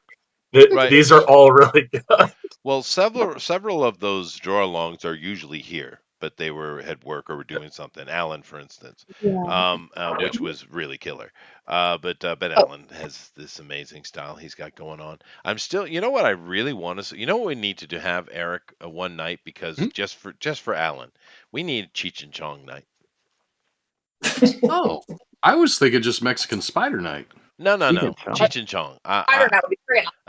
Because Cheech and Chong, they of course have some more adult humored stuff, but they also have family friendly things, right? Cheech and Chong, so the girls could certainly find some nice, happy, friendly Cheech and Chong stuff to do some art with. Those guys are great, really good comedians. Yeah. But we should have just for Alan because list. Yeah. I want to see his Cheech Marin. I can't wait. I think he's probably going to put him in a 2-2 with 5 o'clock shadow and the mustache, and he will be playing a pink guitar. I can see it Maybe. happening. You I can got see it figured happening. out? Yeah, I figured it out. Nice. Anyway, so thank you very much, Rosa, Jason, Amy, and Eric. I appreciate you guys for coming in. It's awesome and doing the art here for a pretty fun project, I think, with Michael and his The Embrace too. But our winner today is El Rodimus. And congratulations, everybody. Claps, Elrod, please. you Claps. won. Oh no. Yeah. Very Congratulations. Good nice. job. Very nice. Woo, Very beloved, nice. thanks so much for having me on, guys. Oh no, of course it's fun. That was no problem. Now, we're going to, of course, go give you a chance to give your closing elevator pitch today, Michael, at the end. But before we do that, I'd like to see what everybody's working on. A lot of these guys have their own projects and stuff, and see where they are and what's going on. So we're going to do that first, and we'll get to you at the end. So we'll start over here with Amy. Hi, Amy. How you doing? Oh, I'm doing all right. I'm doing all right. Melissa's been working on, oh my gosh, I can't even comprehend all of it, but she's been on there all evening fixing and re-implementing animators and stuff like that. So, redoing the system. Anyway, it's coming along. So, It is. Yep. We're making big headway. yes. Oh, that's good. So she's got that going on, and I'm just trying to stay out of the way so I don't, slow her down. But this was great, though. Always love getting a chance to stop and hang out with all my awesome artist friends over here, and get to draw for everybody. So this was great, and yeah, thanks for having us on, and thanks Michael for coming by and giving us a cool new characters to draw and do on the show. This has been really neat, and great to see you again, Rosa. Oh my gosh. Oh yeah. I'm sorry I missed the show, but I'm really happy to get to see you guys here at the end. No, that's cool. Now, which one of you is the older sister? Who's the big sister? Oh, that'd be me, Melissa. Oh, okay. So Honey is the big sister. Now She's I the big was sister, the big yeah. brother with my siblings, and I was responsible for everything because if they make a mistake or if they break something or something bad happens, of course it's my fault. It was your fault. And it was. And one of the responsibilities I was given to make sure my brother did his homework. Oh, So what I okay. would do was lock him in the toilet, Okay. Wow. and he So had you to. got a choice. Well, he had to One now. pass it under the door until I approved. This is what big brothers are for. What I did guess he have it to worked, pass under huh? the door while he was in the toilet? The homework. Oh, okay. Whoa. Ooh. I thought you meant something else. Yeah, in my family we just flushed. Yeah. Yeah. But yeah, big brothers. Way too much responsibility. That's for sure. I mean, Yeah. I guess it got results. No, it didn't. He's an idiot. Oh, oops. Wow. No. In prison. No, All right. he's clever enough actually. But Clever enough. clever enough. But Clever. the thing that actually irked me most about my brother was he loved taking things apart, like electronics, right? He loved taking things apart. He never put them Mhm. back together. And if my parents Oh. came home and something was taken apart, who got in trouble for it? Me. Your brother? No, me. Oh. So I always had to put shit back together. Now, at that time, I was irked. That would be the Sure. proper word, irked. However, Yep. now as an adult and decades later, Mhm. I guess I should appreciate it because I learned to repair shit. Yep. You know, Learning to inadvertently, right? Always having to put Yeah. things back together because of my stupid brother. A blessing in disguise. Weird, all right? Weird. Yeah, weird. Anyway, thank you very much, Did he never- girls. Keep it up. Thank you. Keep us abreast. Yes. So cool. Alrighty. Eric, get your mind out of the gutter, Jason. Yeah. Okay, Eric. Well, I'm just working on my regular stuff, Zombiful books. Almost done fulfilling Zombiful Adventures 2, then we'll launch the campaign for Zombiful World of Oz 6. And next week we are going to do Hanna-Barbera. Hanna-Barbera. Oh. Yep. Mostly for Andrew because he We had to bump it off the schedule like back in And August. Oh, I thought I missed it. So I've added it back on, and then the following week, I've taken off Studio Ghibli. We've invited Brian Shear to come on for his book he's got out right now. Yes. Yeah, we haven't seen Brian in quite a while. Yeah, we'll see. It's Brian and Siege are doing the book. Really? Oh my gosh! Are they doing both of them? Are doing it? It's a pinup book. Still angry? Yes, No, very much so. Yeah, okay. Yeah. That's good. I'm glad to see she So, don't change. Yeah. So, pleasingly plump, the art of chunky cherubs. That is so funny. I love Someone it. call Pablo Romero, quick. This is the last of my people. I think I who might never- be able to get. I think I might be able to get Pablo on. Get Pablo on. Oh, That's yeah. perfect for Pablo, dude. Yeah, he was in Brian's chat today, I think. Was he? Yeah, no, get Pablo on, please. This is exactly him. And Armoron, they both need to be here. This is their thing. Yeah. So it's just pleasantly plump. Bringing back Pin-ups. the voluptuous. I'm all for it. I'm cool. Yeah. And it's right now on Kickstarter, so if you want to go help them out. I never dated a voluptuous girl, though. I never tried that. Too late now. Yeah, you found the perfect. It's never too late. You're still a young man. No, Yeah. I'm very married.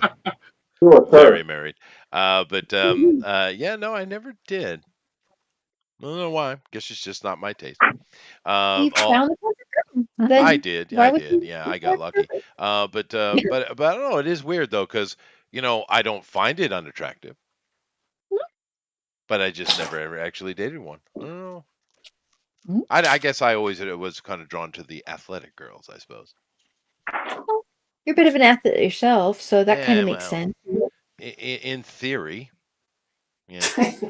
Well, you ended up playing Yeah, but sports you were there, always a but little you're chunky athletic. yourself, so you wanted something to offset that. Maybe.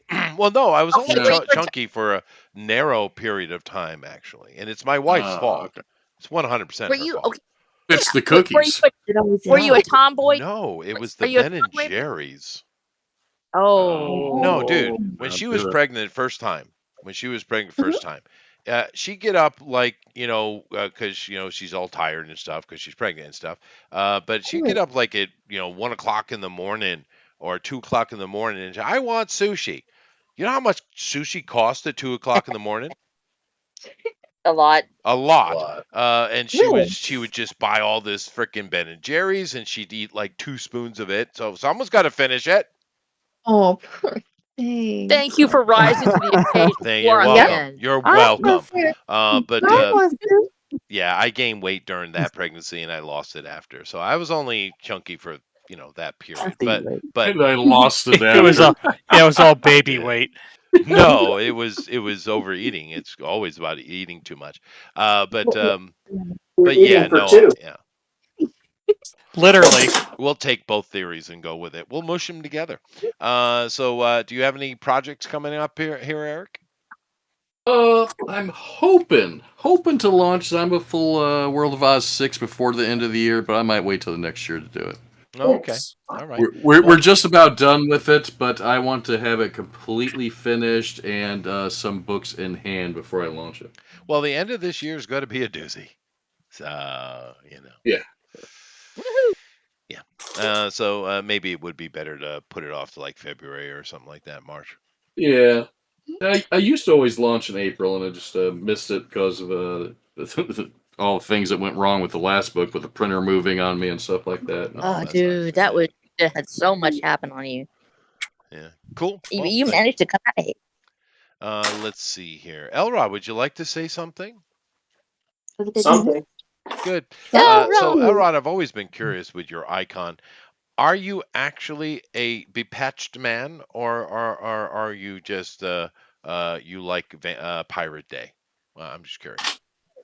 I just have a lot of vanity in it. Oh, okay. Well, because Although your I always icon think has a eye patch, and I was kind of curious why. Yeah. It's kind of cool, yeah. Cool, man. It's cool. It looks good with the suit. He's not saying nothing. Oh, fair. You'll never Fair. find out. It does. It does. Yeah, that's true. I actually had a friend of mine in high school. His name was Rebel. No joke. Uh-huh. And Really? yeah, really. Sweet. And it was funny because we went to South Kingston High School, and our team's mascot was the Rebel. So perfect. Okay. But Mhm. his family are fishermen, just like mine. And anyway, but the interesting thing about Rebel, he's a nice guy. He was missing an eye, wore a patch. Oh, Yeah. I mean, think about it. In your life, cool. how many patch-wearing people have you actually met? I've only met one, and it was high school classmate. Huh. Yeah. Only met one, and that was a I cruise zone. Never forget. Eye patches are cool. my one of my Eye patches deacons are actually cool. wore an eye patch, and he was freaking awesome. He Yeah. also would Oh stand out in yeah. the middle of Oh, the road with a shotgun too. And it was kind of creepy at night, though. Well, that's nice. That's nice. I've seen a lot of glass eyes, but very rarely an eye patch.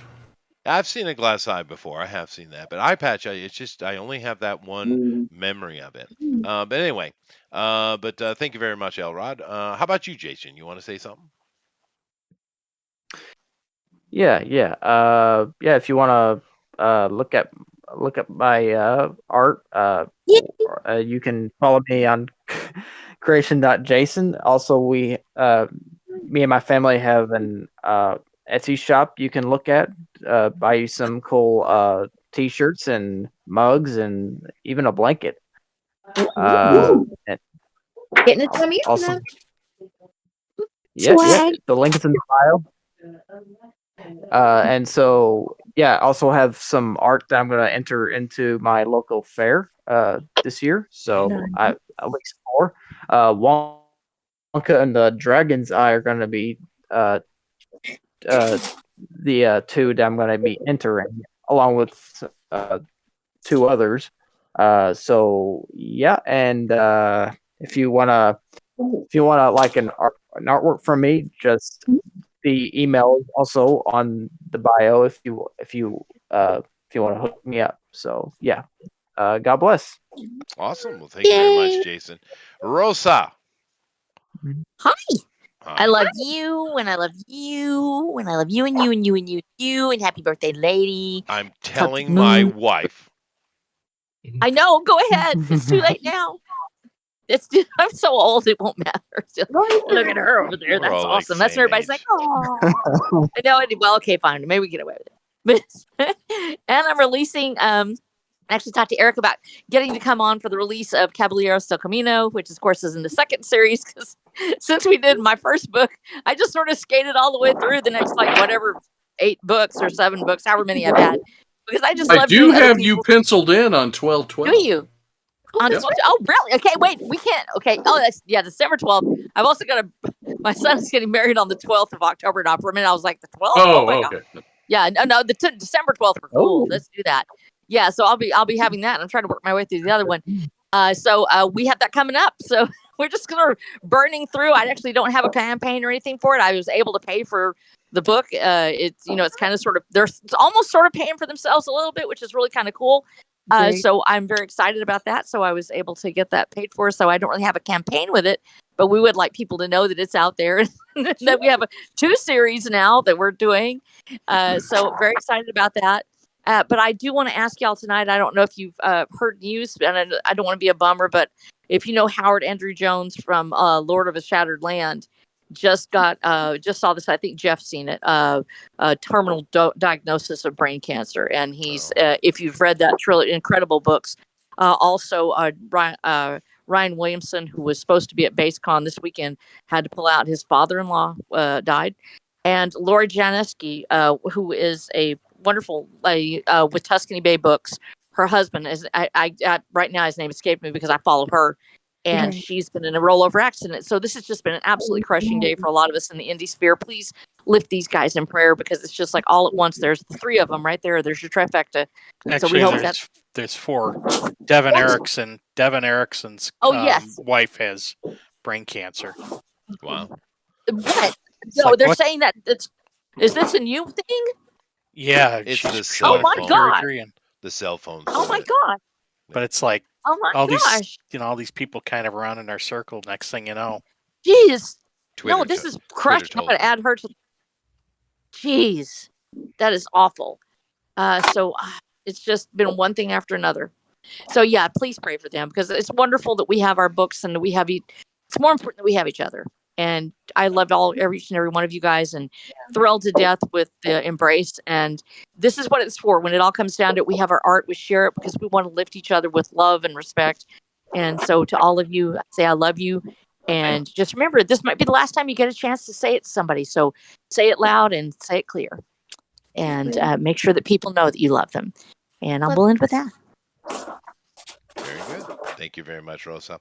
All righty. So, of course, we're going to have Jeff close it out here in a minute. But before that, we would like for Michael here to get his closing elevator pitch. So let me grab over here to the page and go ahead, dude.